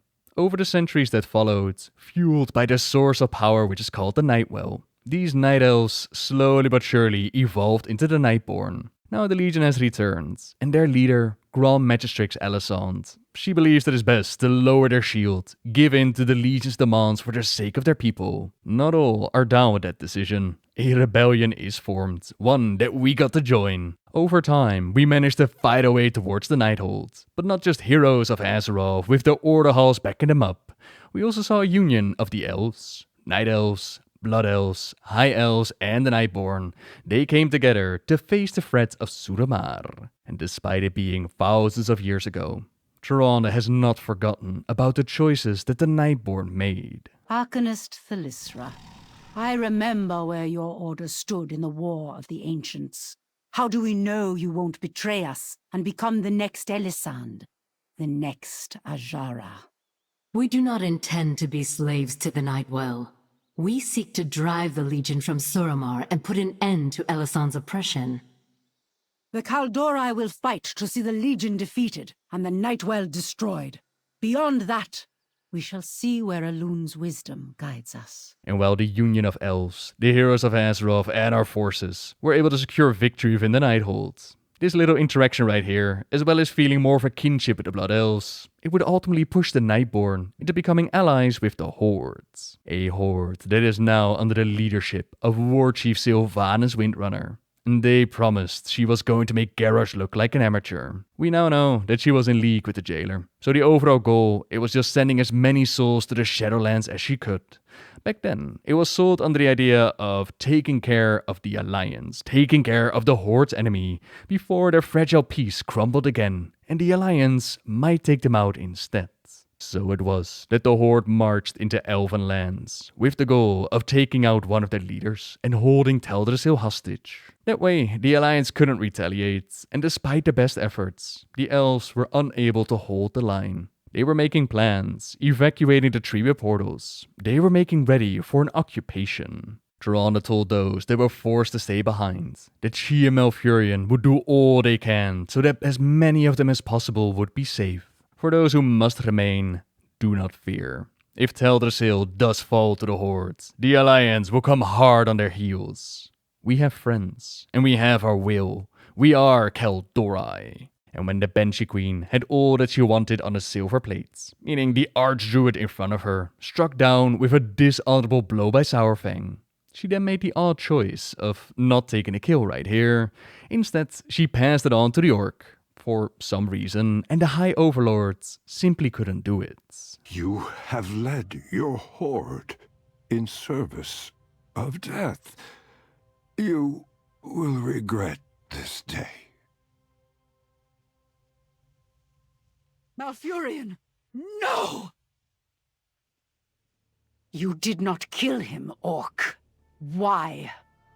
I struck without honor. I did not deserve to end him. This entire war is without honor. How dare you spill so much innocent blood for nothing? Not for nothing. We spill blood so that the Horde will endure. Tyrande, with the use of a Hearthstone, teleports her beloved back to Stormwind, while Sourfang returns to the War Chief empty-handed. A miracle granted by the honorable hand of a foolish old Orc and an overconfident War Chief. Best to lay blame where it belonged. This was her mistake, as much as Sourfang's, Sylvanas thought to herself. This conquest of Darnassus, it would rattle the Kaldori people. They would grieve for their lost, fear for their imprisoned, and tremble at the thought of the Horde ransacking their homes. But they would not fall to despair. Not anymore. Malfurion's impossible survival, it would give them hope. Their wound would heal. Even in this dark hour, they would say, Elun still watches over us. And that was almost certainly true, wasn't it? Elun had intervened. Perhaps she had even stayed Saurfang's killing blow. And she wouldn't be the only force beyond the Alliance to oppose Sylvanas' true objective. Sylvanas' anger grew cold. She had known this would happen. It had simply come sooner than expected, that was all. But they still had Teldrassil and Darnassus for the taking. That would prevent the Alliance from retaliating. And yet, Sylvanas decides to give the order, to burn it to the ground. They'd expected to be taken captive, but to be taken captive alive. They did not expect that the people were going to be consumed by the flames. Men, women and children, all those that are trapped within the tree. Desperately, they tried to evacuate as many as they could to Stormwind. We saw Mia Greymane, Gen Greymane's beloved, stay until Gen showed up and took her with him. In her arms was the last child of the Kel'Dorai to be saved from Teldrassil. I shall name you Finel, Tyrande said, meaning the last. For you are the last Kel'Dorai to escape with your life.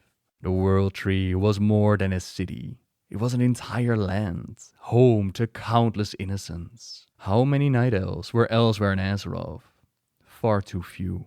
Now, they were all who remained of their people. Sylvanas Windrunner had committed genocide.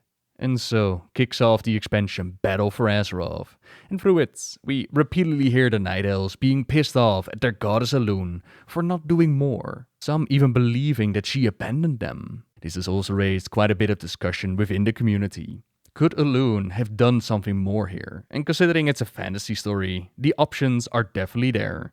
She's blessed her followers and Tyrande with some great abilities. Even during the burning of Teldrassil itself, she was able to give a painless sleep to those that were still left in the tree, so that while the fires claimed them, they would not actually suffer. Could she have placed the enemy asleep as well? And it's a difficult discussion to have, because again, the possibilities are endless. But what is important is that the Night Elves believe it, and some amongst them believe that they were abandoned. With this offering, I demand to wear your darkest face.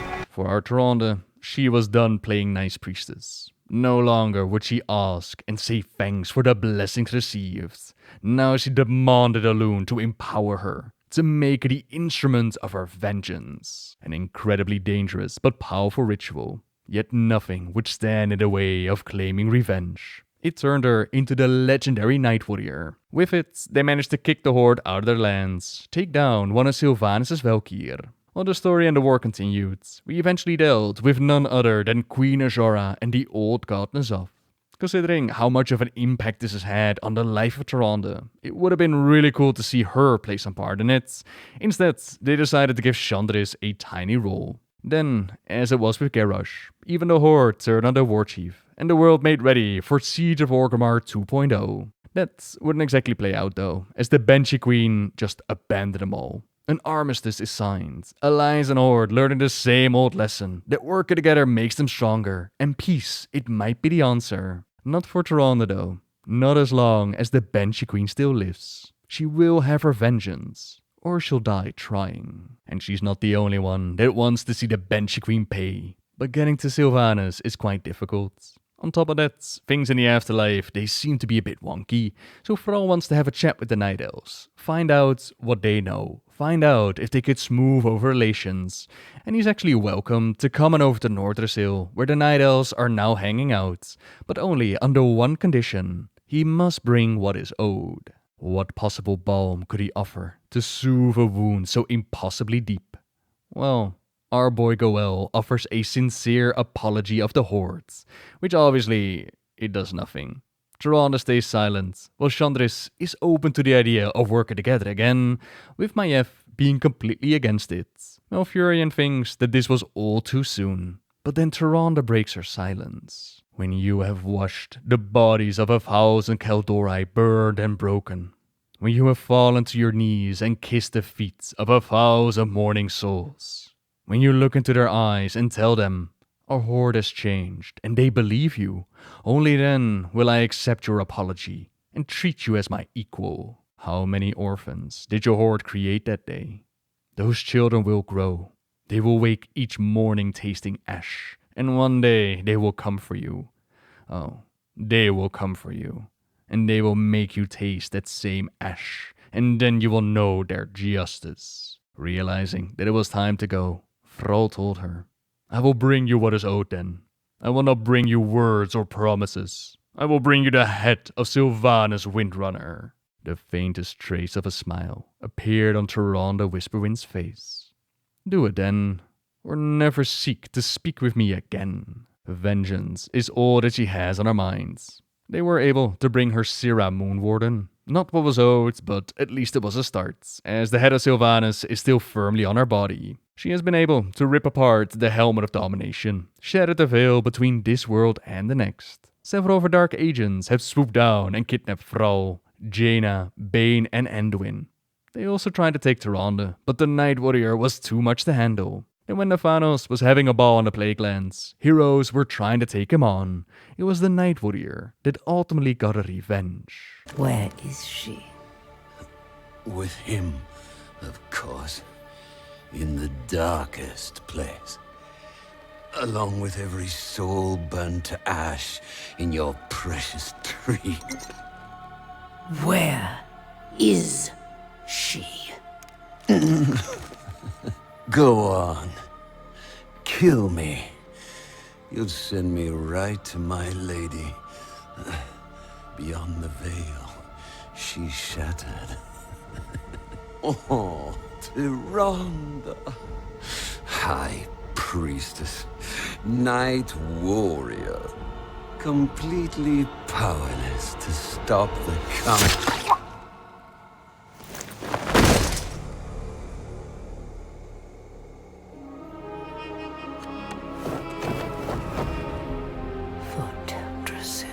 Then it was time for a rescue mission to get our leaders back.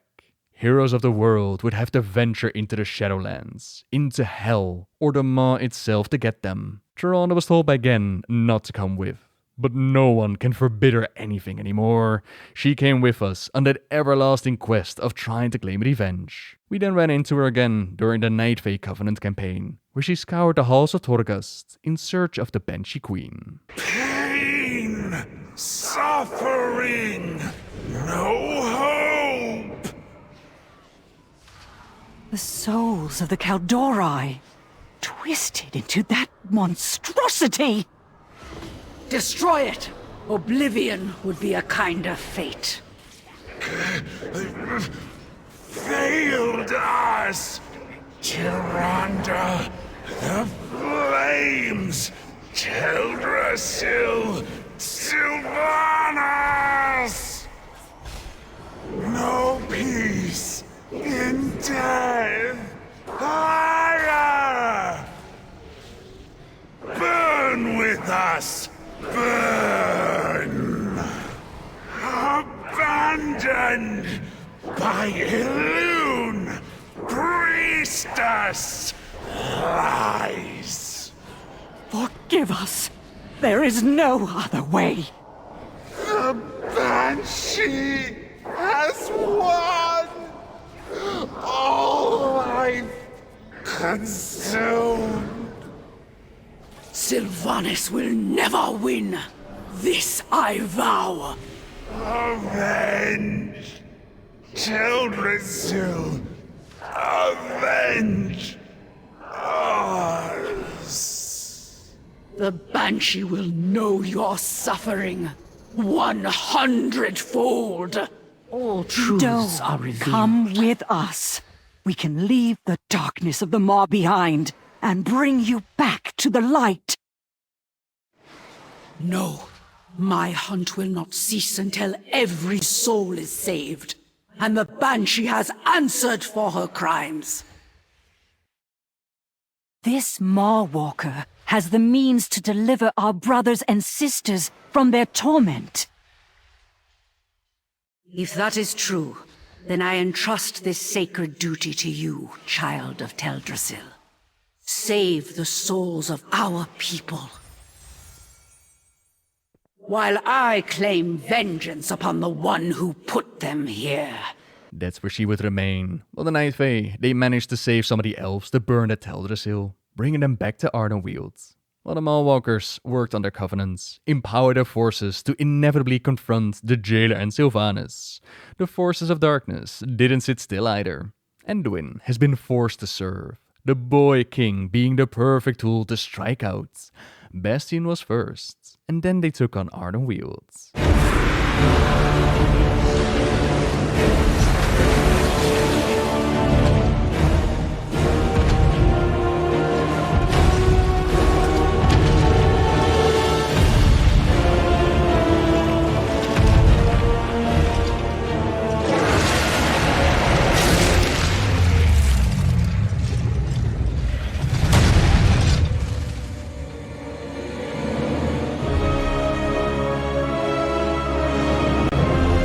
Tyrande, I understand you've been looking for me. Come then. Show me Elun's wrath. Elun gave me her strength. The wrath is mine alone!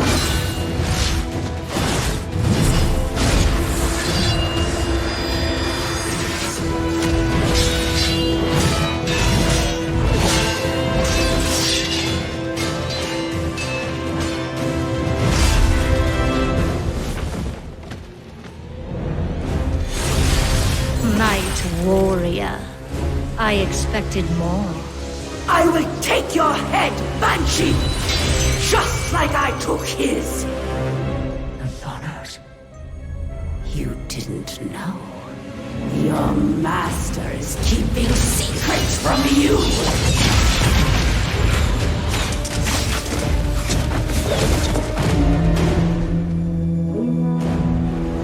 They've broken through! Fall back! Trick. No! Eluna, it is time. Inqua Melema.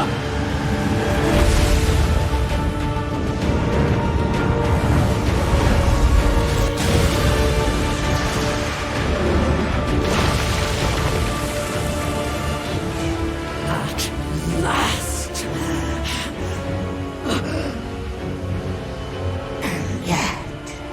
The Knight's power wanes.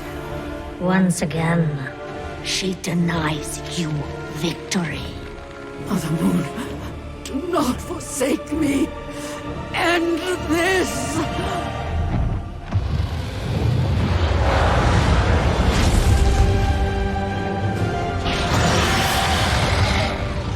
Bask in the dying embers of your goddess's bargain, Tyrande. Nothing lasts.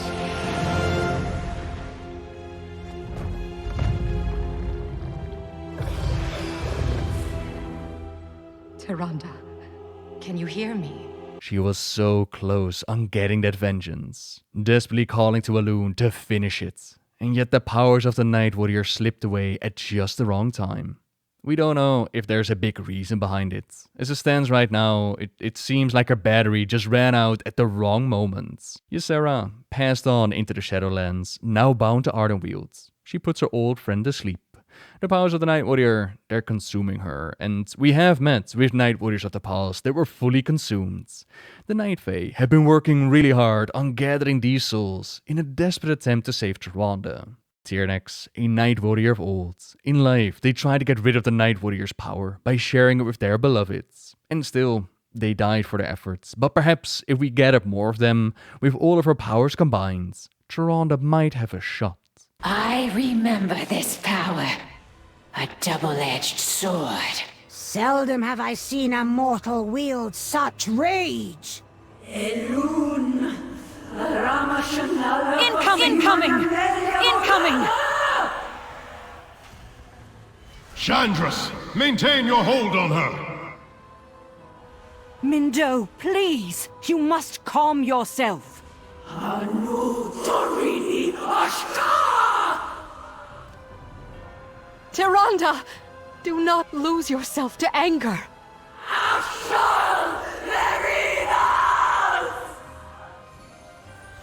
I don't think she's listening. The Night Warrior's fury will annihilate us. Contain it! Mawwalker, aid me! Incoming!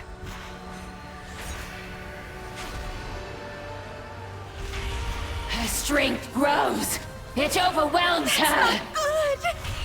No! She is absorbing even more of Elun's power! That is really not good!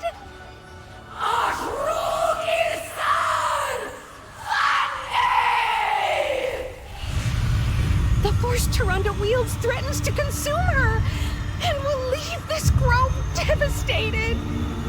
My queen, we need your help! My sister's power in my forest. I will have answers.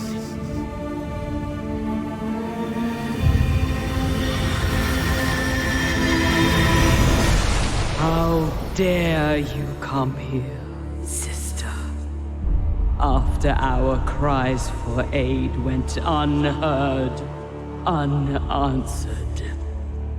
I heard your cries, felt your pain, and in the wake of tragedy, sent forth a cascade of souls to sustain you.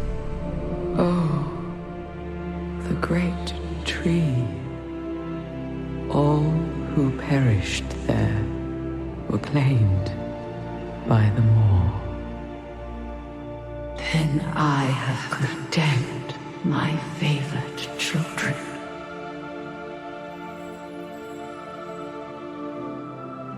By our hand, we may yet guide their souls unto their spring.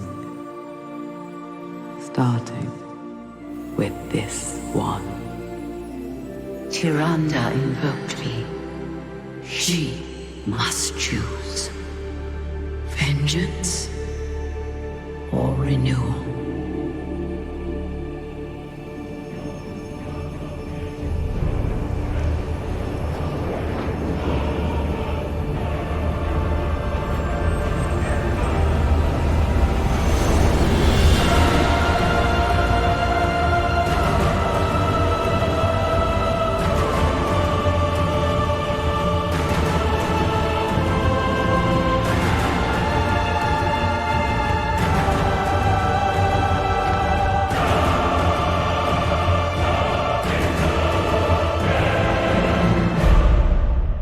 Speaks through one of our most favorites, and we don't know a whole lot about what or who Elun actually is. In the past, there was a conversation between Velen and Tyrande, in which the leader of the Draenei, he dared suggest that Elun seems to be very similar to a Naru, a notion that Tyrande quickly pushed away, and politely asked him to keep his opinions to himself. And yet, that idea was somewhat supported in Legion with the whole Light's Heart questline. Back then, we had a shard of the Naru Zera, which reacted to the tear of Elun, but now we know that Elun is actually connected to the Winter Queen, similar to how Ardenweald is connected to the Emerald Dream. Still, quite a bit to be explored and explained there. It's also uncertain what exactly Elun means with, in the wake of tragedy, send forth a cascade of souls to sustain you. This is about the burning of Teldrassil, of course, but what influence did she exactly have on the Night Elf spirits? There have been many different opinions, many different takes. Time will tell, I suppose. The Night Warrior is given a choice, to resume the path of vengeance or go for renewal, since apparently both was not gonna be an option. Despite wanting nothing but revenge for the last two expansions, Tyrande decides to go with renewal. High Priestess, even in the depths of the Maw, I could feel your presence. I knew you would not abandon us. Thank you, child, but I nearly did. I was so consumed by the fires of vengeance that I was blind to the ashes at our feet. I see now that while many of our people desire retribution, what we need most is renewal. As the new moon gives way to the full, as darkness recedes in the light. Be it as the Night Warrior or the High Priestess, I have faith in your leadership of the Kaldorei. Then I shall endeavor to be worthy of it. Watch over us from the boughs, Astari. Elun Adore. Quite a change of hearts. It must have been one hell of a nap. And then there's this final conversation. It is good to see you whole again, Mindo. I had feared you might be forever lost. Ever since Darkshore, rage has swelled inside me. A tide under which I seemed destined to drown. It was not until I heard Elun's voice that I recognized the grief buried beneath my anger.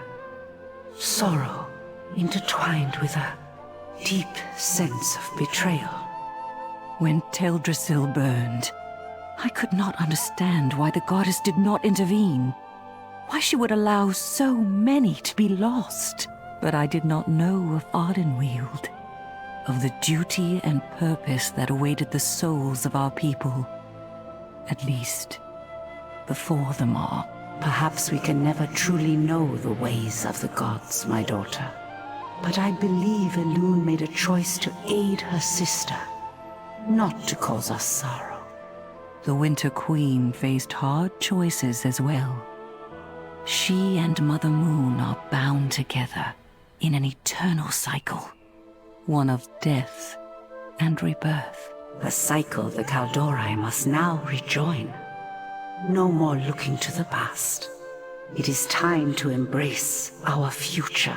You can have many discussions about what Elun could or couldn't do for the elves with the burning of Teldrassil. But it's safe to say that at the very least, Chandris believes that she could have done something more, and Tyrande goes with it. And for some reason, they're perfectly fine with this. The Night Warrior decides to let go of her burning vengeance. No more looking to the past and embrace their future. Very impressive for someone who held a 10,000-year grudge towards the Nightborn of Suramar for walling off their city. And I'm kinda curious what critical part the Kaldorei played within this cycle of rebirth that they're now rejoining, considering that they've been immortal for 10,000 years. I guess slowly aging and dying after Warcraft III, that meant a whole lot for Ardenweald. Safe to say, the Night Warrior story arc, it's one that's been dropped quite unceremoniously. And while the end result, it might not be awful, the path that led there is far too short. It deserves just so much more story and attention. But yeah, that's where we're at with the story of Tyrande at the moment.